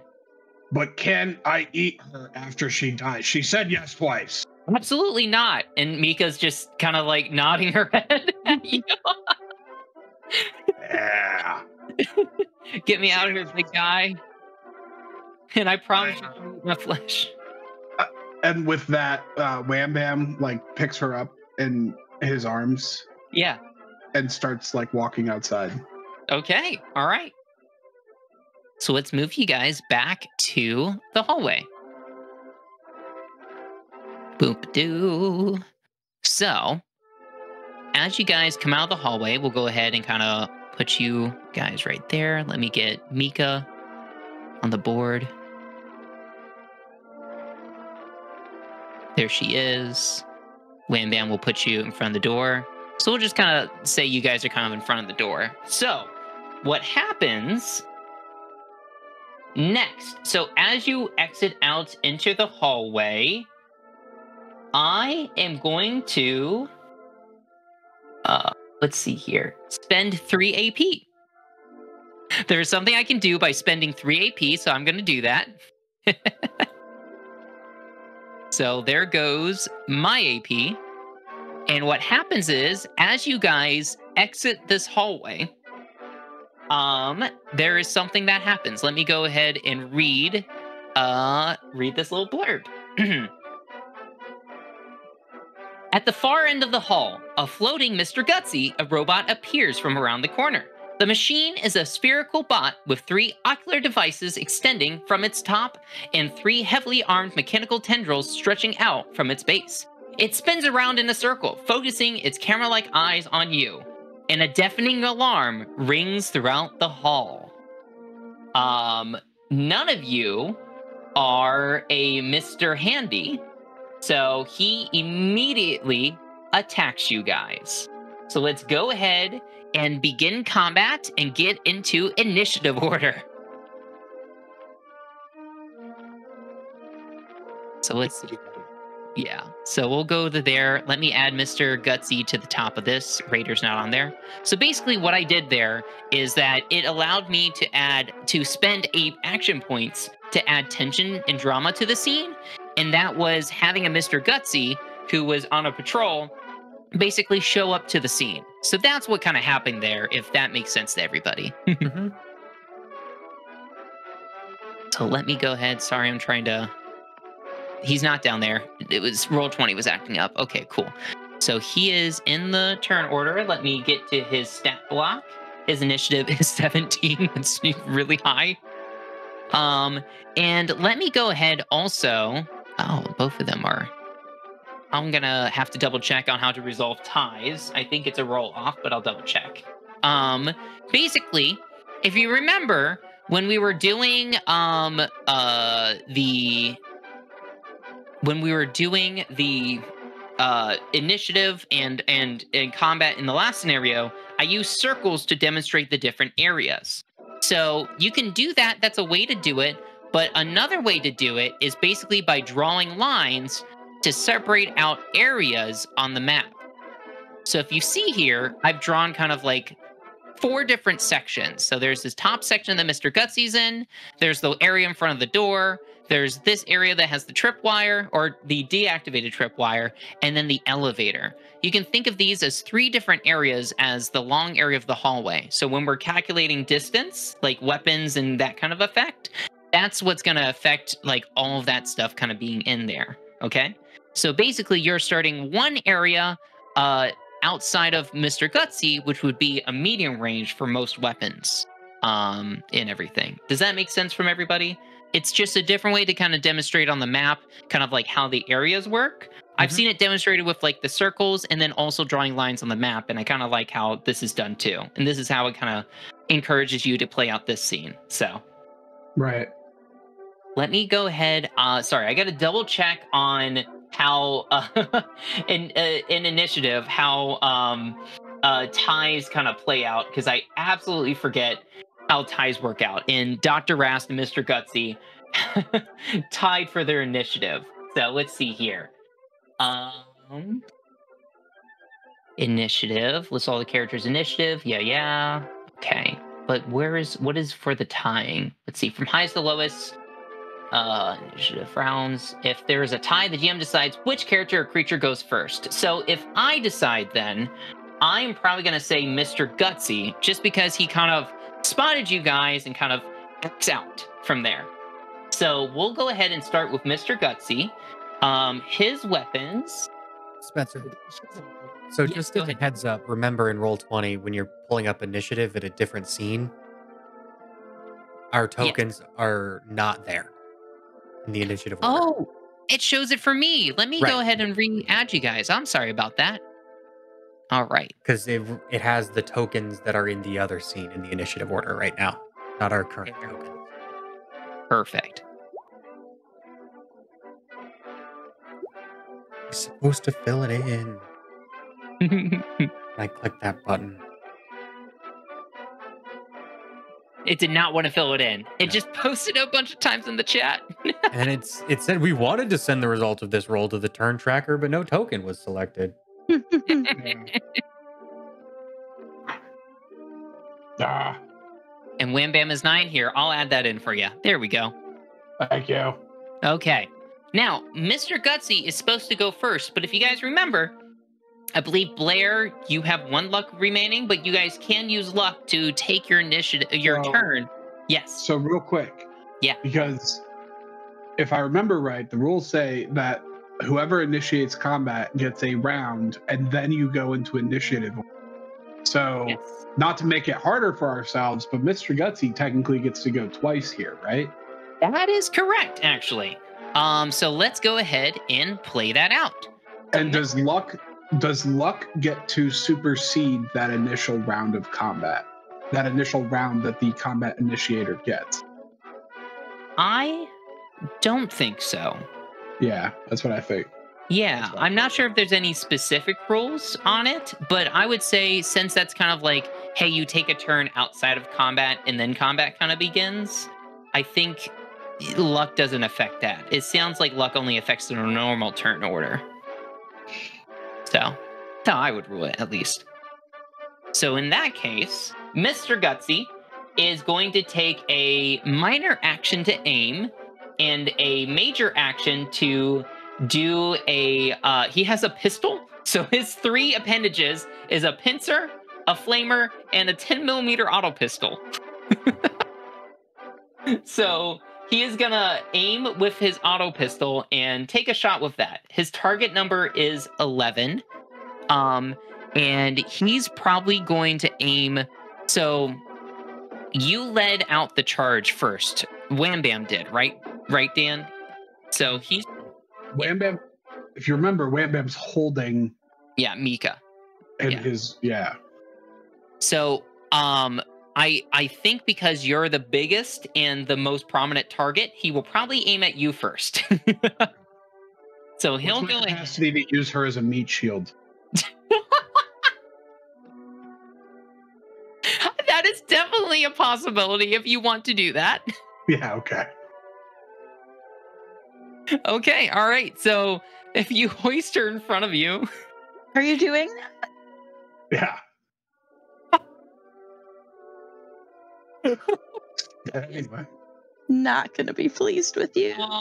well, he gets. Let's see here. I think small. It's an auto pistol. The pistol, I believe, has a close range. I don't think it has a far range.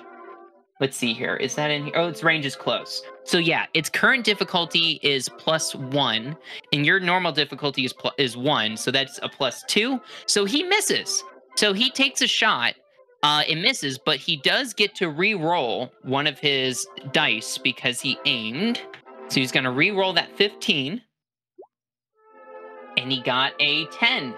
And the target number was 11. So he does shoot at you, Wham Bam, who holds up Mika in front of him. Mm-hmm. Okay.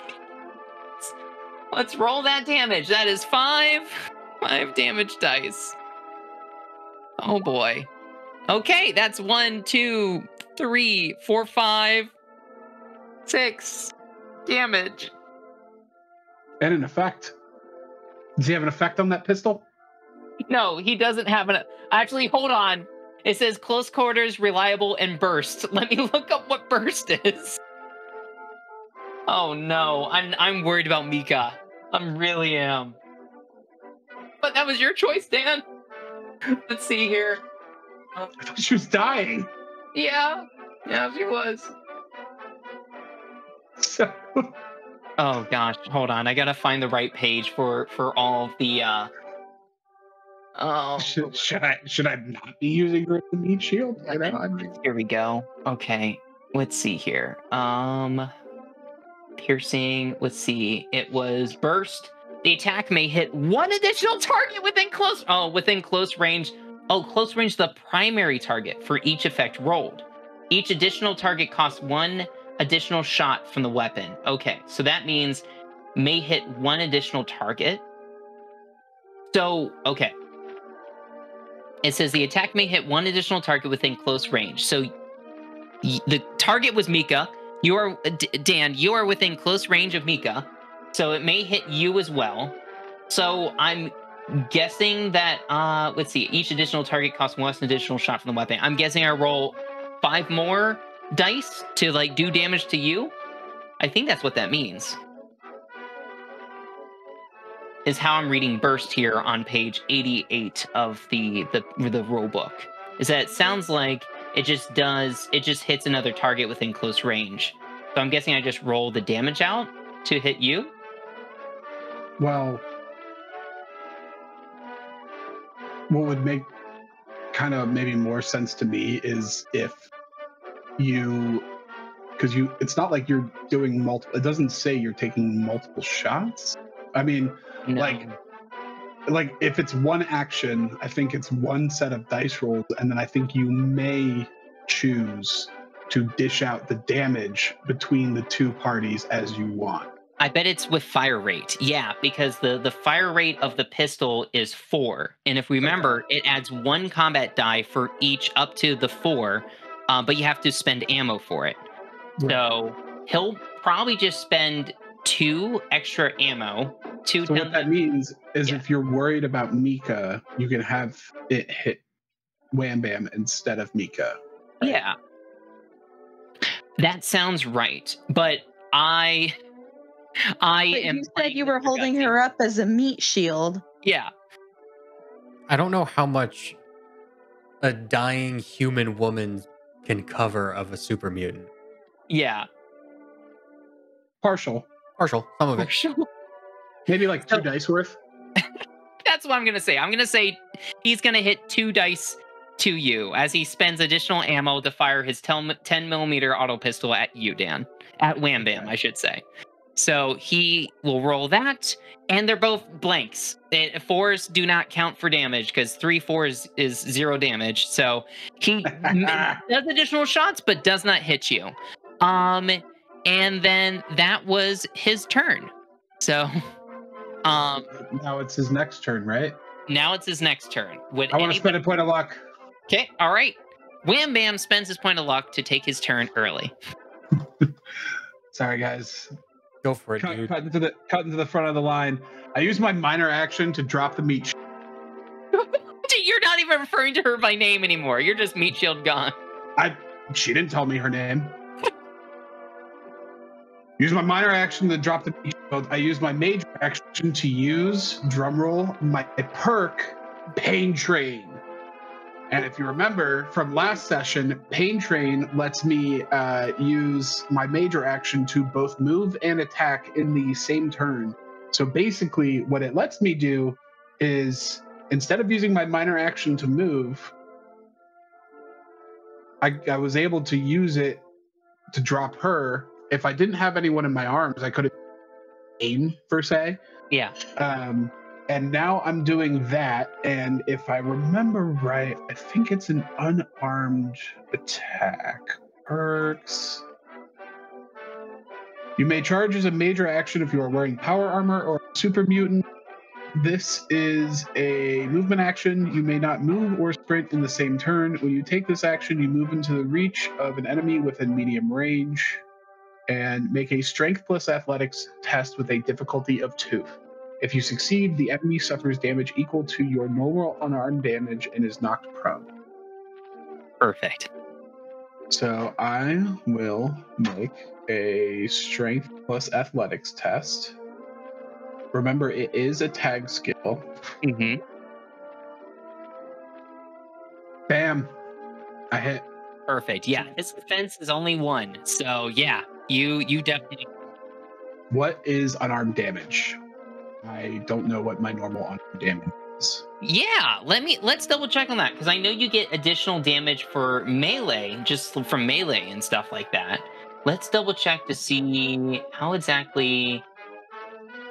Let's see, unarmed is calculated. Let's see, melee weapons, would that be it? Okay, found it. On page 111 of the core rulebook, at the very top, unarmed strike is a damage rating of 2 of the little D6s, 2 little Fallout D6s. Plus my melee bonus? Yes. Nice. I would imagine so. I mean, I think that just adds for any melee attack. So. 3 physical damage, and the thing is knocked prone. Awesome. Perfect. Let's see here. Da-da-da-da. I'm seeing if there's like any specific thing because he's like a Mr. Gutsy. I wasn't sure if he might be immune to being knocked prone, but I don't think so. Let's see here. So, where is? Oh, he doesn't. Interesting. So, he has physical. So we could roll for where it hits, but he has 2 physical damage resistance just in general. So he'll only take 1 damage, but I believe he'll still be prone because, let's see here. It doesn't say anything that he's immune to being prone, so he is prone. So let's go ahead and just rotate him on his side. So boom. Worth. Perfect. I forget exactly what being prone does, but we can look that up. Was there anything that you were going to do on your turn, Dan? No, I mean, I use my major and minor action. Yeah, that's great. Yeah, no, that's my turn. All right, and with that, we are going to go to, now Mr. Gutsy is supposed to take his turn, but is anybody else doing the same thing? Not at the moment. I have been reading about like burst and some of the other like things that aren't super clear. And this, I'm gonna have to like restrain myself because part of this is a pet peeve of mine. Oh no! But according to a Reddit post that is quoting a Discord post, a Modiphius employee has stated that burst means you can choose multiple people to deal the total amount of damage to. Ah, okay. Yeah, all right. That's why. That's so. No, my third-hand source. How much damage did the Mr. Handy deal, Spencer? In total, it would have been 1, 2, 3, 4, 5, 6, 6 in damage in total. So he deals 6 damage to the primary target, and then 6 damage to another target within close. That's what that means? Oh. Wow. That's really strong. That is another Reddit post I saw. Was it like burst strong ? Exclamation point? Yeah. I'm not sure if I would roll it that way, but if that's how it's written. That's how it's written. What would make sense is like 1 burst spray, right? And like a bullet clips like one person, maybe hits them like head on, clips another person. Like if you were able, like that 6 damage, the GM could spread it out amongst the targets. Yeah. Like that makes more sense to me than like 12 total damage. That's crazy. That's a lot. That's a lot of damage. I mean, especially since, that's a lot of damage. Yeah. I think it's meant to be like similar to what blast weapons, like explosive weapons do, where like they deal the damage to like a group of things, and it's kind of like, I don't know. I mean, I agree with you guys. Just kind of going off of what I was able to find. Yeah. What it's written. That's how it's written. Yep. The Modiphius employee through Discord, through Reddit, has dictated. It's like my uncle who works at Modiphius told me that it works this way. Look, if you want to go talk to Nathan Modiphius, you're allowed. I think I was trying to find it. The person who wrote the 2D20 system is named Nathan. I couldn't find their last name. The Reddit post. Just making that out. No, the Reddit post says, according to from Nathan with Modiphius, burst applies the same damage rolled to each target. If you buy 2 dice with ammo and then hit 3 targets with burst, initial plus 2 extras, then you'll spend 5 ammo, 1 base, 2 extra from fire rate, 2 extra targets, and each target will take the same damage. Damn, that is like OP. Yeah. I mean, it kind of makes sense though. A bullet's a bullet. Like if it hits someone. I could see it. Yeah. All right. Well, so, and this is information you guys should all know before Mr. Gutsy takes his turn. So first off, as a minor action, he can use a minor action to move and stand up from the prone position. And here's what happens while he's in a prone position. When he's prone, he crawls. The move action becomes a major action rather than a minor action, and you cannot take the sprint action. While you're prone, enemies at medium range or further add +1 to the difficulty of any attacks against you, so it's hard to hit him. But while you're prone, enemies at close range reduce the difficulty of attacks, including melee attacks, by 1 to a minimum of 0. While you're prone, you can reroll any cover Fallout little dice you have. So we haven't really gone over cover or anything like that, but there's not cover in here right now. So that's what that means. So it's similar to D&D in that sense, where it makes like farther away difficult attacks more difficult, while close-up attacks are easier to make. So currently, the one who's benefiting it from the most is Wham Bam, but he'll probably stand up on his next turn. So knowing that information, is anybody going to use their luck to move or to go ahead? Are they just letting him go? You said that standing up Is a minor action for him. Doesn't it say that movement becomes a major action? Or is that like a little tag ability he has that is just like... No. He gets to float, so any amount of... So standing up is minor? So this is confusing. So I'm on page 25. So under the main minor actions, it shows movement action, move up to one zone to any position within medium range. Alternatively, stand up from a prone position. So that makes it sound like just using a minor action allows them to stand up. And under prone, it says when you're prone, you crawl. The move action becomes a major action rather than a minor action. And you cannot I think what that means is if you want to move to a different zone, it takes a major action. But if you want to remain in the zone that you're in, but remove the prone condition, that is a minor action. I think it would be still a major action for him to stand up. So I think he would just lose his ability to attack this turn since he was prone. But it says that you can stand up from the prone position as a minor action. Right. Under movement. And then under the prone condition, it says the move action becomes a major action rather than a minor action. Yeah. That's kind of what I'm seeing. So move, which is a minor action, under any circumstances becomes a major action.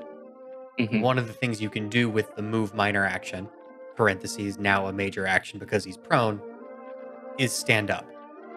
Okay. Yeah.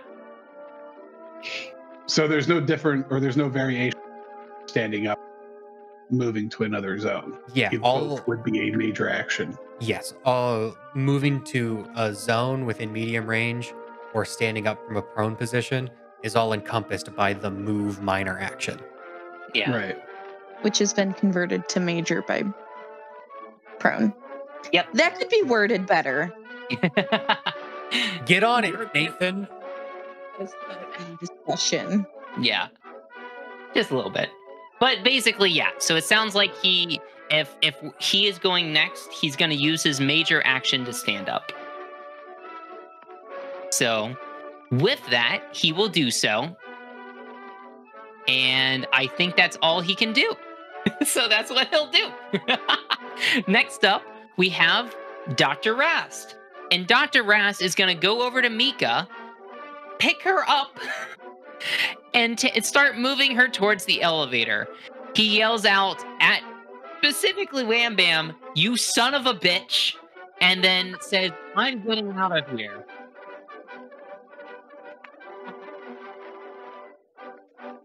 That brings us to Shambles.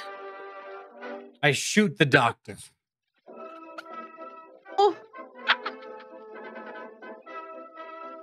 No, I'm not gonna do that. That's mean. He better not. I do shout though. Yeah. Like, you better send that elevator back down here.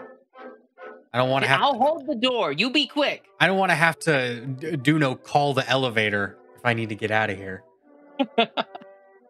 And I'll move and shoot the Mr. Handy. Perfect. His defense is 1, so. I don't get any additional dice. I only need 1 success to hit, right? Then why was it 2 when I did 3 damage? Sorry. So, his damage resistance is 2. So you generated an extra action point from getting 2 successes because his defense was only 1. Oh, defense instead of damage. Sorry. Correct. No, you're good. You're good. So anyways, Dalton, you're shooting your pipe gun. Yep, so that's 1 success. You hit because his defense was 1. Gonna add dice. 9 damage. That's a lot of damage. He has 2 because that's physical damage. Yeah, so he has 2 physical resistance. So that's only 7 damage, but that's still 7 damage in total that you do to him. That's a good chunk of damage. That's a lot of damage. That's a lot of damage. Because look at that, you got 4 fucking 2s. I did. I rolled well. Unfortunately, the pipe gun does not have an ability. Damn, no extra effect. Still, that's awesome. Was there anything else you were doing? Sorry, you already used your minor action to move, right? So That is correct. all right, now we're up to Blair. How's Blair and Charlene doing? They're doing all right. Blair has a couple of questions before she decides what to do. Absolutely. But on a side note, Joe's Ragman, thanks for joining. We really appreciated having you. Oh, is he taking off? Thank you for joining. Thank you. The first question I have is, does Mika appear to have the dying condition? Yes, but I would have said that like before as well. Right. Yeah. Still dying. That's fine. The second question is, from the information from Shambles, would Blair be able to deduce if the security logs could have any effect on the Autobots? There is an alarm blaring right now. So I know that I could at least turn the alarm off. yes. You can hack into it. Yeah. You would also probably know, possibly, I'm not sure, Spencer, you might have to rule on this, that this is a Mr. Handy type robot. The Assaultrons mentioned in the logs are a different kind of robot. No, yeah. You would definitely know that. Yeah. Okay. Yeah. That's something taught in the vaults for sure. Okay. I figured that was common knowledge. These two are much better at combat than I am. I am going to take the minor action to move into the office. Yep. And then I would like to take my major action to attempt to... I don't know how many turns this is going to take, but to log on and hack into the computer. Yeah, I'm going to say it's only going to take, like, because you are already, like, I would imagine Shambles didn't, like, log out of everything. It was still logged in. You guys were already there. I'm just going to say it's probably going to take, like, 2 turns to be able to, like, fully hack in and do it. I think that's how long it would probably take. I shout at you. Process. I turn back and I shout on the door, stop looking for pornos. We're fighting a robot. Don't worry, I'm trying to help. And so if we want, we can just say you're starting to do that. Ashley, the difficulty is 3, and it's an intelligence science test. So we can do that after on the next round, because we'll say you're starting it now, and then you'll do the test on the next round to resolve it. Does that sound good? Great. Cool. Perfect. All right. With that, Wham Bam, you already took your turn, so we're back at the top of turn order with Mr. Gutsy.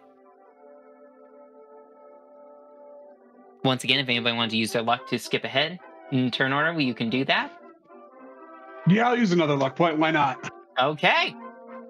Wham Bam, back at the top of turn order. I don't want to snake draft this.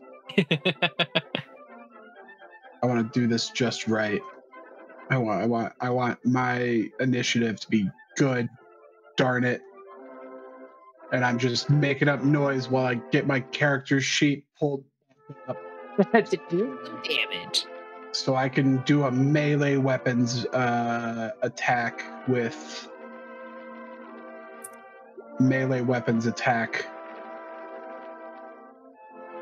with 2 successes. 2 successes. Yeah, you generate an extra action point because his defense is only 1. So you guys are now up to 4 action points, which is great because Blair may need some. Blow all of them. Yeah. So, 1 action point. yeah. The one I just generated to add to the damage. You absolutely can. Boom. I just reduced it. So there you are. And I'm going to hit it with my board. So that is my melee bonus is 3. That's 4 for my board. Yeah. And then 1 for the one I just bought with AP. So that is a total of 8. Let's go. Not hitting as much today. Not as much today, yeah. Your board's a little bit weakened after slamming all those raiders topside. So so he has 2 damage resistance, so it does 2 physical damage to him. He is, I'm trying to see, let's see, he is not looking bloody just yet. Wait, no, sorry, he is. He is, quote unquote, starting to look broken, the equivalent of below half his health. So, yeah, so, I believe that was your turn, Dan, for Wham Bam's turn. Yes, and I'm reminding myself. Oh no, you cut out. What are you reminding yourself of? I could have used my minor action to aim.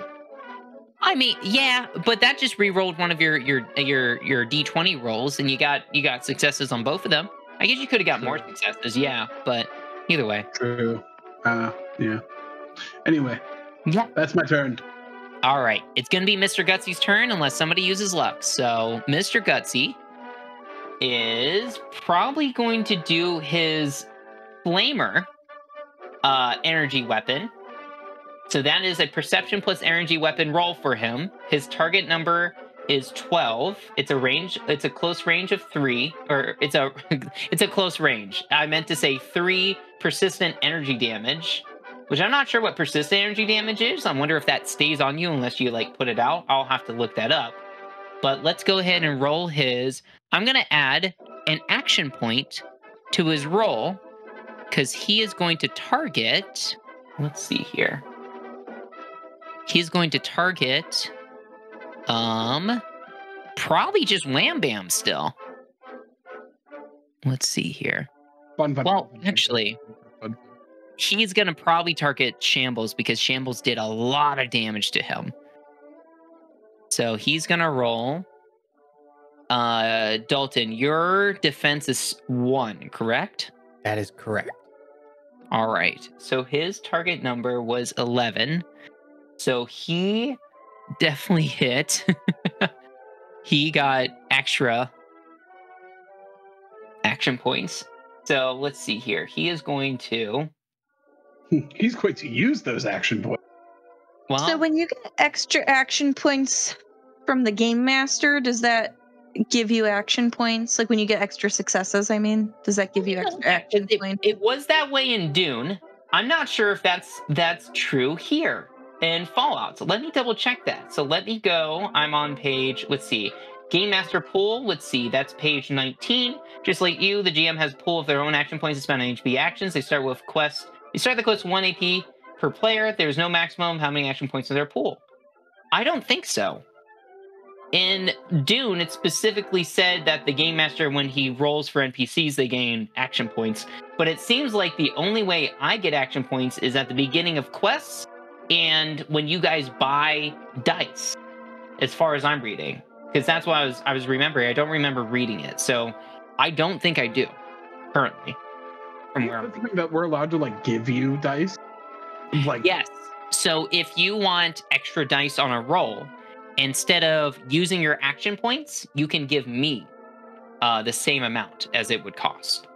So that's part of it. So say you had 0 action points and Ashley really wanted to have 5 dice in total, she would just give me a bunch of action points in order to do that. So, but it's only to buy d20s. It's not on other stuff. It's only to buy for the skill test roll, if that makes sense. Cool. So, Yeah, that does. let's see, 3d6. All right, so that is 2 points of damage and then another point of damage plus an effect. So it's persistent energy damage. So let me read what this weapon type is. So let's see, mods. It's on page 30. What's that? 30 is where persistent is. Oh, perfect. Let's see here. If one or more effects are rolled, target suffers the weapon damage again at the end of their next and subsequent turns for a number of rounds equal to the number of effects rolled. It's only 1 round. Mhm. A character may spend a major action to make a test to stop persistent damage early. The difficulty is equal to the number of effects rolled, and the attribute plus skill are chosen by the GM. Okay, so yeah. That makes sense. So it would be another, let's see, 2, 3. So it's 3 damage, 3 energy damage right now. Mhm. I guess I should roll for the location. Wherever 13 is. And then it's going to be another 3 energy damage on your next turn, unless you make a check to get rid of it.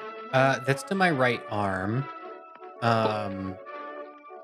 Does the persistent damage also get reduced by my energy damage reduction?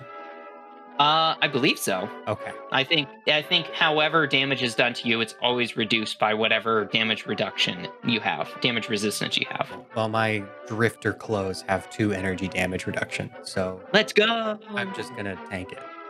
I'll Cool. probably be fine. All right, great. That is Mr. Gutsy's turn. Dr. Rast is gonna grab Mika and move her into the elevator, and he is holding the elevator door. And he says, I got the door for you guys. Hurry up. Oh wow, big guy doing a whole lot. You're probably killed my daughter. And Shambles, it's I aim and shoot. Damn. I You aim so I aim, get to re-roll. Yep. I can.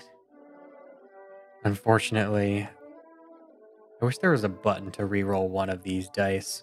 Yeah, that'd be nice. Mm-hmm. Damn it. No. Nope. Okay. So it goes wide.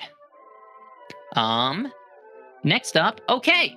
Ashley, it's Blair's turn. So go ahead and make your hack into the system. So there are 3 dice in the action points. So you could currently buy up to 2 extra d20s. I believe you can also spend the remaining that you need to buy to give me like more action points in order to do it, but I'd have to double check. How many would that be? So basically the first dice you buy is 1 action point. The second dice you buy is 3 action points in total. And then to buy 3 additional d20s is 6 action points in total. So it'd be basically, if you think about it like this, if you want to have a max roll, you need to spend all the action points you could have in total. So let's see here. I don't think it's worth It would it. give you 3 action It would points. give me 3. Correct. Yes. I am going to just buy 2 dice Okay. And give me nothing. and give you nothing. And it is science plus intelligence. And I'm scared to look. 4 successes. Yeah. Bet! Get one of those action points back. Let's go. Let's go. Okay, you successfully hack into the computer and the alarm systems go off.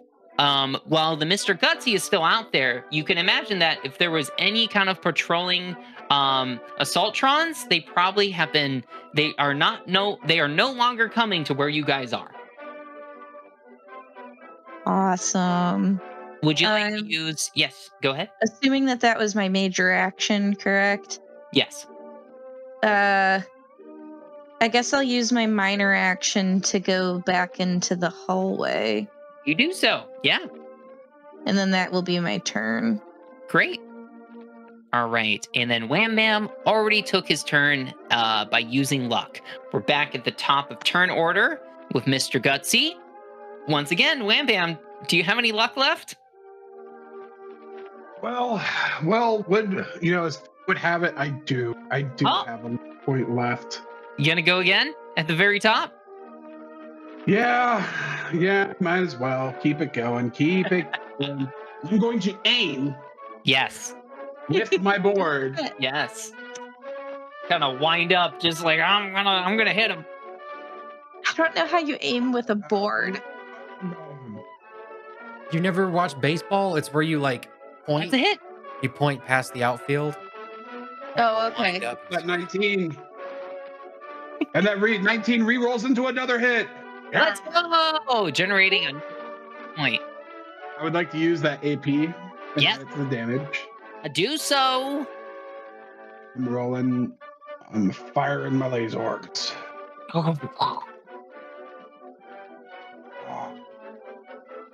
5 physical damage. He blocked. Yeah, go ahead. Wait, so if I do 5, but he blocks 2, is that still a critical hit? I think it's still a critical. No, it's not. I thought it was a crit only if they take 5 damage. Oh, that might be true. Let me go to that. At least that's what you did to me last time, where like you hit me with 5 damage, and I said, but I have 1 damage reduction.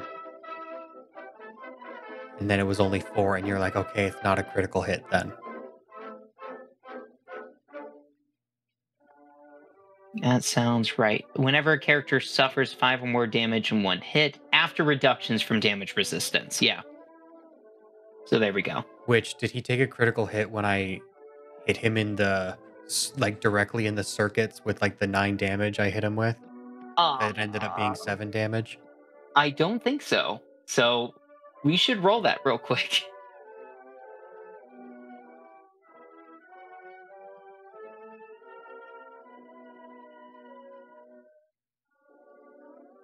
You should also roll a d20 to see what area that hit.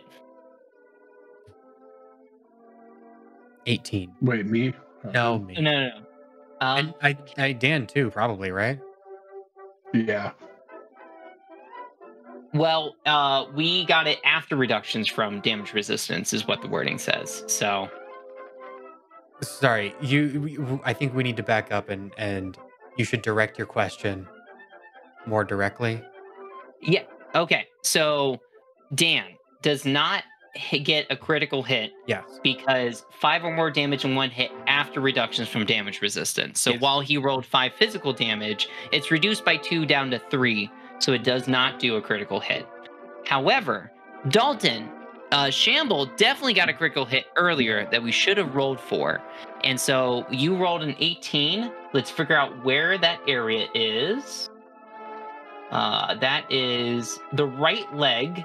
He doesn't have a right leg. Is that the same? No, it's different for robots. Let's see here. Ta-da-da. Quadruped, no. Robots, it's their 3rd arm. 3rd arm? Okay. Or no, So it's their thruster. Sorry, and 18 is their thruster. Thruster. Okay. What? I guess that would probably be... I'm going to say it's probably going to have the same effect as the leg. You immediately fall prone as your legs give out under your weight. You can no longer take the sprint action, and the move action is now a major action for you. So, let's put him on right there, on prone. Ha, nerd. Yeah. And so, Dan, since he would have been prone, that difficulty would have been 0 for you. So, that actually generates another action point for you. So let's go ahead and put that on the map for you. So there we go. Pool. Put it in the pool? Okay. So go ahead and roll 1 more dice to add that to the damage. And this might be a critical hit after this. We'll see.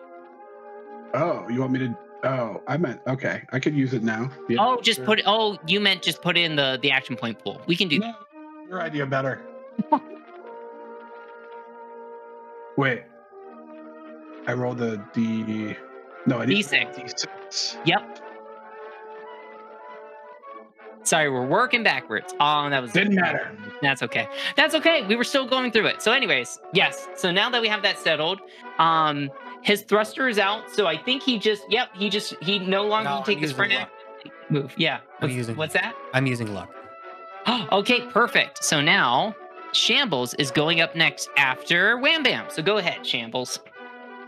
1 success. Yep. He is close range and the difficulty is 0 because he is prone. So you generate an action point. Would you like to spend that to increase damage or anything? Oh, well, No, I we think can that's go to the melee pool. only. Okay, to the pool. 5 physical damage to... where's my d20? To 12. To 12. Okay. 12. Which is... number 2. And he takes 2. So that is 3 damage he takes. He's not looking great. He looks as if he's in critical condition right now. So, yep, that's the music that's playing right now. Oh, he's got red bar? That saves frames. In the Pokemon Red and Blue speed run. Text pops up immediately instead of like coming up one character at a time. I didn't realize that. Yeah, That's really it's a major important strategy in Pokemon Red and Blue speed runs. Oh man, it's just having your Pokemon at near death. All Yeah, the yeah, time. you want to have your Pokemon in red bar like the whole time. Well, Mr. Gutsy's in red bar for sure. So he is gonna take his turn if nobody else is using any more luck. I don't think he can stand up because his legs have given out. So he'll just go ahead and make a pincer attack against probably the super mutant that's right next to him. So he is going to do a strength plus melee weapons. His target number is 9. And you know what? Let's throw in an extra action point in here. No, wait. He won't throw in an extra action point because he might use it to do extra damage since this is a melee weapon. So boom. He got... he failed because his target number was 9. So he did not get any successes. So he is flailing on the ground saying, get out of here, miscreants, and trying to claw you and pincher you as he's flailing on the ground. Dr. Rast is going to continue to hold the elevator door, and it is now Blair's turn. Yeah, so for my major action, I am just gonna rally. You want to take the shot? You have two dice you could spend in the action points. I mean, I guess I could, but I feel like if I rally, I can get more action points, and then it'll be their turn again. Well, neither of them get a turn because they both use luck to go already. So unless they have more luck, you go first. Flopping around on the ground.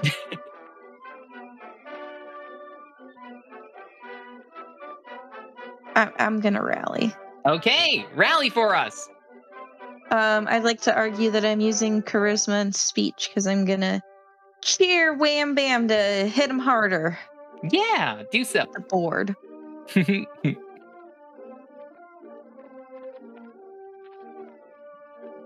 Nice. All right. And you got 1 complication. I don't even know what that would mean. So this, for the rest of the scene, is gonna probably cause any kind of anytime you try talking to Wham Bam is gonna be increased difficulty of +1. So I like to think that you encouraged him, but you made him really self-conscious about something in the process. Like you hit him with your big, strong green arms, you green scaly beast, and then he got self-conscious at that compliment or something. Yeah, So, backhanded compliment. yeah. Sounds Wham good. Bam doesn't have scales. So with that, are you using? Did you want to use your minor action to move to like the next area, or? Yeah, that's a great idea. I'll use my minor action to back away slowly. Cool.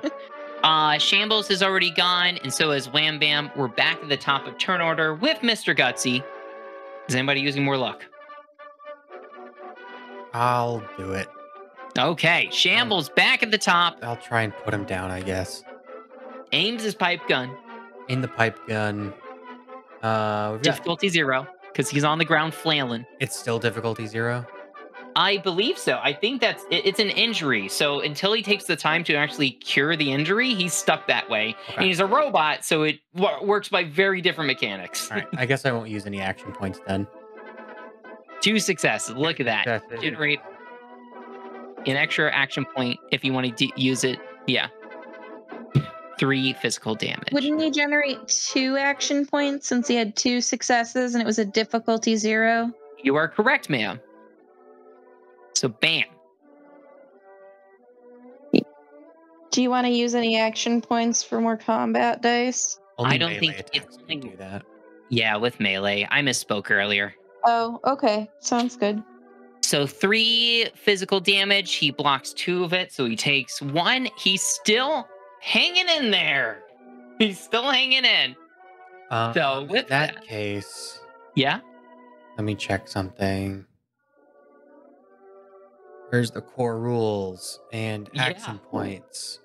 And I'm going to use 2 of those action points to take another major action You absolutely can do that. Go ahead. and fire again. Fire again.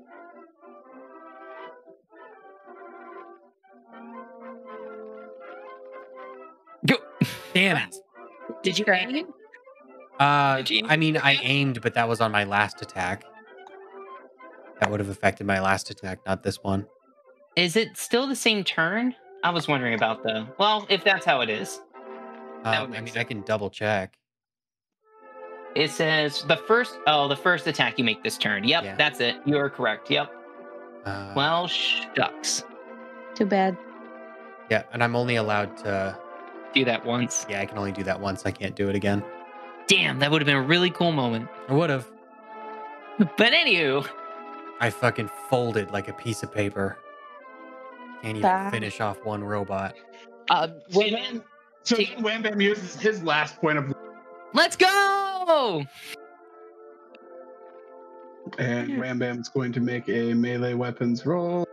Yep, aiming first, I would imagine. Aiming first, yes. Yep, He's definitely gonna- hit. He's gonna re-roll that 1 dice. Yep. Yeah, that's 2 That hits. successes.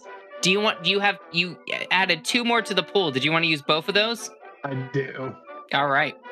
So that's 9 damage dice. Woo! Let's go. Wait, I added too many dice. Yeah. We can just minus how many is this? 1, 2, 3, 4, 5, 6, 7, 8, 9. We'll just use the first 9. Does that make sense? So we minus 1, 2, like 2 damage? So that's No, I want to okay, re-roll then. That's a really good roll, though, Dan. all right, fine. Don't re-roll. I think he's Okay. dead. Even if Spencer takes off 4 damage, I think he's still dead. He had 1 health Yeah, remaining. there you go.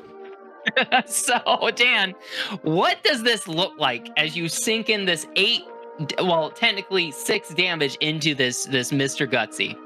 I knew it wasn't my board's fault. Ah. Just Beautiful. Beautiful. Heart. Yeah. heart, He is shrapnel, whatever words you want to use. Yeah.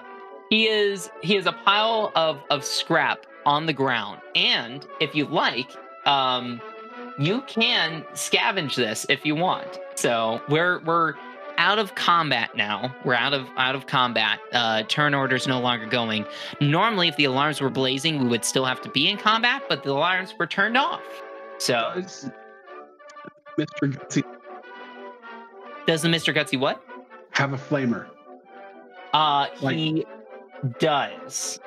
Yep, I'm taking that. However, unfortunately, that's not how this works. Oh, it's like an arm. It's not like Yeah, yeah. Oh. It's not like a gun you can pull off and stuff like that. It's like attached to him. How his inventory Video works? games it is. how it works is that you can do a intelligence plus science test with a difficulty of 1 to salvage the destroyed Mr. Gutsy. And you can get, if you are successful, you can get flamer fuel, ammunition, and common materials. So. Nah. Okay, great.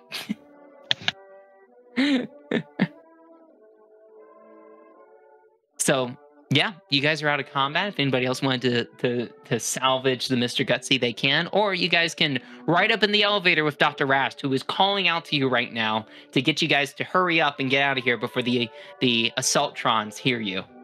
Hey. A whole vault to explore. I mean, if I look this way, what do I see? Yeah, what do you so see? as you peer around the corner, let's go ahead and reveal that. Oh, okay. Roll 20. Freeze up on me. So. Oh yeah, fuck that. Let me read. I'll just read the beginning of this. Don't worry. You haven't alerted them. Let me just read the beginning of this. No, I tell the doc to stop holding the elevator. I'll Indiana Jones my way in. We got to get moving. Yeah. Well, I want to hear what you have to say. I want to hear the blurb. Okay. So, where is it? As you turn left to follow the small metal corridor deeper into the vault, it expands quickly into a massive atrium that wraps around a huge space with a twisting maze of walkways and stairs. Roaming the atrium are a horde of deadly-looking feminine robots looping around on endless patrol. Feminine, you say? Yeah, they're Assaultrons. No, I'm just big. Is that a thing? Or do Assaultrons Have feminine gender? shaped?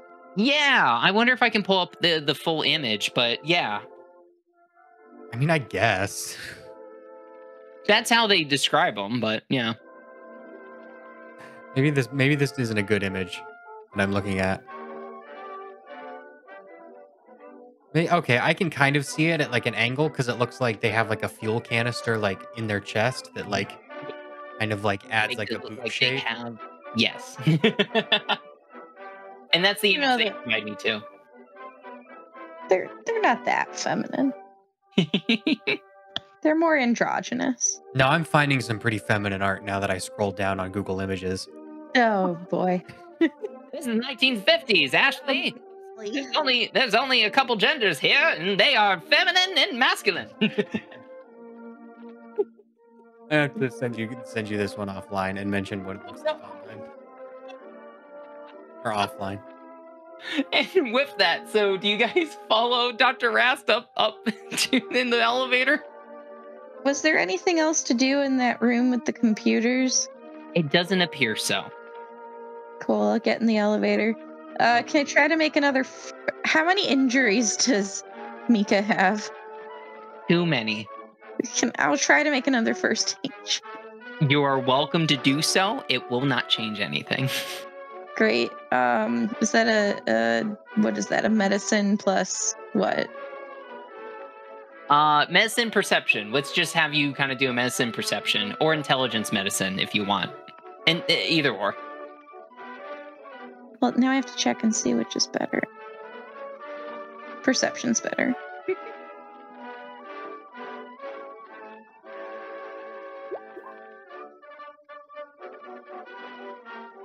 It was a difficulty of 0, so let's just go ahead and give you that action point.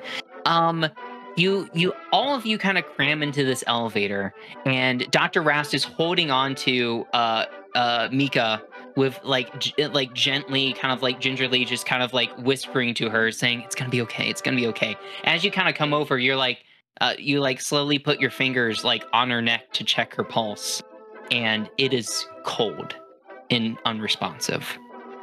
She went cold pretty quick. Did she die when Dan held her up as a meat shield? Probably didn't help. It didn't help. Yeah. Yeah. I turn to Rast and I go, is she a CPR or a DNR? He just kind of looks down and just cries softly.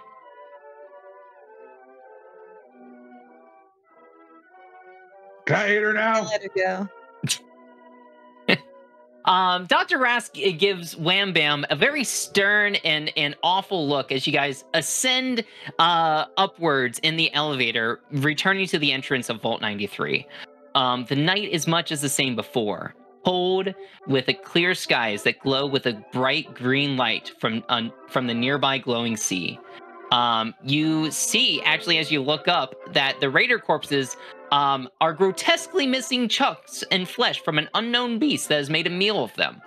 As you guys kind of walk down, what's that? No, they weren't Wham Bam teeth. I mean, there's Wham Bam teeth, and then there's other parts that were not Wham Bam. You were saying you were Blair Bam. Parts unknown. Yeah. Dr. Rask kind of drags Mika out in front of the vault and kind of lays her down. He kind of like lays her down. He kind of like holds his head down and he shuts her eyes in front of her. He kind of like takes a moment to kind of like kneeling and just kind of like shakes his head side to side. I put a hand on his shoulder and I say, I'm sorry for your loss. Luckily, she was able to tell me what she was doing out here, why I chased her out here. She found something, and she hid it at her place. I don't know where her place is, she didn't tell me, but out near Diamond City, she said a man named Clemens. He was out there. He knows where her place is. Do any of you know what a Gek is? Would any of us know what a Gek is? Out of all the people who would know, it'd probably be you, Blair. Should I make a check for that? Sure, yeah. We'll do a difficulty of 1, intelligence plus, gosh, what would that be? Ooh. I like the idea that she was like, used her dying breath to say that, Dad, I found something cool. And he's like, where is it? And he's like, I don't have time to tell you that. And he's like, what? You have to go to this guy named Clemens. Like, who's Clemens? Like, just tell me where it is. I'll go get it. Oh.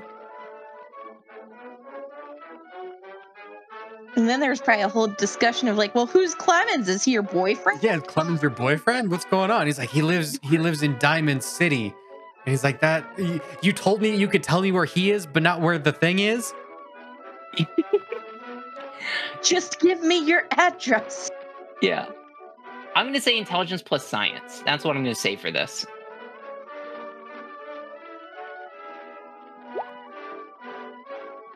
Oh. Well, yeah, you did have action points to spend if you wanted to use action points to add to your roll. Can I do that retroactively? Sure. I'll allow it for this. That's ridiculous. Just 1. Yeah.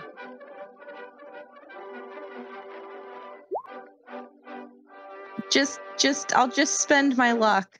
Okay. If Spencer, if you want us to succeed at a thing, you shouldn't ask for the roll. You can just say that she knows what a Gek is. I'm like, What a Gek is. That's fine. She doesn't know she's a clone. She doesn't know these things. She doesn't know. I don't even know I'm a clone. Yeah. So she doesn't know these things. It's not her dealio, man. It's not what she does. So you guys are left under a glowing green sky from the glowing sea out in the distance. Does Rast know what a Gek is, or he was genuinely asking? He seems to be genuinely asking. Okay. And so yeah, you guys are left with this kind of unanswered question that this device that Mika was looking for found, it seems, is hidden at her house near Diamond City, leaving you with just the man named Clemens as someone you need to go to next. And that's where we'll kind of leave off at the end of this adventure. This is, of course, the first part of 3 parts within the starter set of the Fallout tabletop role-playing game. At the end of this, you guys get a level up. So you go from level 1 to level 2. Your maximum health points increase by +1. Each player chooses one skill to increase by 1 rank, up to a maximum of 6. And each player gains the choice of a new perk based on their requirements. See, and then so all that same stuff. So you get +1 to your health, a new skill level, and a new perk. And it seems to be you get that with each level, which is pretty cool. That's pretty nice. Yeah. So That's super cool. yeah. So with that, that's the end of this very first part in this first adventure. So you guys did it. You guys did the whole Fallout deep dive into Vault 93 and everything. So how are you guys feeling after that? Nice. Yeah. What were you saying, Ash? Oh, I was just doing dramatic sound effects. Oh. So yeah, how are your characters feeling in this moment? What is Wham Bam doing? What's Shambles doing? And what's Blair kind of doing? Well, Wham Bam's looking at Whambles? That's their ship name. ship name. Wham Bam is looking at Mika like a tasty snack. Like he was promised. He was promised he could eat her. He wants to eat her. I don't make the rules.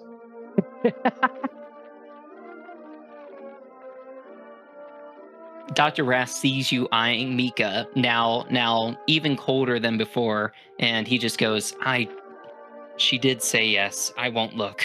And he turns away. Yeah, I start eating Mika. Wham Bam starts eating Mika. Her arm, the one with the Pit Boy on it. Yeah. He takes the Pit Boy off and he like throws it at Blair's feet.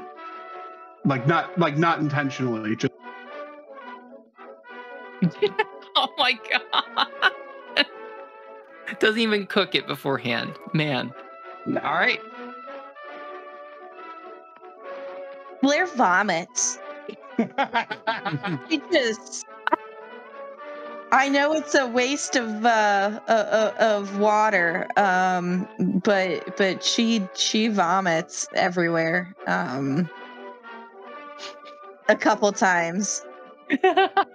Once she's gotten herself together, she will pick up Mika's Pit Boy and see if she'll start looking to see if there's like a location of where she's been, or maybe if she has little GPS coordinates to home or something like that. Yeah, you start fiddling with the Pit Boy. Yeah. And Shambles, what are you up to? He's trying to figure out how GEC could be an acronym for hair regrowth medication. Well, it is a Genesis machine. Yeah. Yeah, can it terraform my scalp to fix my hair follicles? Hey, if it can terraform the planet, I feel like it can terraform your scalp. Like, yeah. Let's go. Let's fucking check out this Clemens guy. So yeah, it's gotta. And that's where we'll leave off. So yeah, So basically, that is the end of our Fallout kind of campaign. There's obviously a couple more parts here in the starter set that kind of leads you on an adventure to finding the GEC and everything like that Mika found. But we'll have to find that another time. I think next week we're coming back to kind of do a post-campaign discussion to talk more about our thoughts on the Fallout system and Modiphius's 2D20 system and stuff like that. Kind of get our opinions on the campaign and how everything runs. But I guess we have some attributions to do. Yep. I should be prepared for these, but I never am. So 3 seconds to... No, I got it. Yeah. Thanks to Modiphius for creating the Dune RPG, or the Fallout RPG, and the 2D20 system it runs on. MattHPhotos for our background image of a little wasteland. The Victor Herbert Orchestra for the recording of the Amir, the little background track you can hear. Roll20 for the virtual tabletop, and probably Modiphius for the integrations, and Hero Forge for all of the miniature art you can see, and Spencer, our GM, for running the game. Oh, thank you. Yeah. Yeah. If you if you're interested in buying Fallout, we are not sponsored, but Fallout is having a Vault 33 sale where 33% off all of the Fallout RPG and Fallout Wasteland Warfare products on their website, which is pretty great. If you're curious about playing the Fallout starter set in Roll20, it is now available in Roll20. I don't think it was before we started this, but it is now available in Roll20. You can buy the starter set in here, and I believe it comes with maps and all of the roles and stuff like that set up, which is pretty cool. Obviously, I made some adjustments. It's supposed to be Vault, what was it, 95, and I made it Vault 93. Dan, you nailed it. It is the Milton or Stanford prison experiment. That's exactly what I modeled it off her. I was like, oh, what real life messed up social experiment could I use for this? So, but yeah. You should use, my favorite is the Russian sleep experiment. That's one of my favorite old school What's that? creepypastas. What's that? If you're watching this on YouTube, comment your favorite crazy dark psychological experiment that we should base a vault off. Yeah, base more vaults on. But Dalton, what is that one? The Russian sleep experiment, it's an old creepypasta. It didn't really happen. It's presented as a real thing, but basically the Russians like took some dudes, pumped them full of like, put them in a room, pumped the room full of like stimulant gas to see how long it would take for them to go crazy if they weren't allowed to fall asleep. Oh. Yeah. Oh. How long did it take? They never fall asleep. Well, some of them don't fall asleep. It's really weird. Well, how long does it take for them to go crazy? Just look up the creepypasta. Yeah, just read the creepypasta. Do your research. I'll do my own research. Well, anyways, thank you all for joining us, and thank you, my players. Thank you, Dan, Ashley, and Dalton. It was a pleasure playing with you. So yeah. Thank you, Mike 66 by 50. Oh my God, Mike 66 55 99. You still see. And Joe Man for participating in our stream comments. That's fun for us. So we appreciate it, and we hope to see you guys soon. Yeah, great chatting with you. Well, like we mentioned before, catch all of our previous streams on YouTube and keep a lookout for any more streams that will be coming up in the future. So thank you all for joining us, and we'll see you next week for the post-campaign discussion.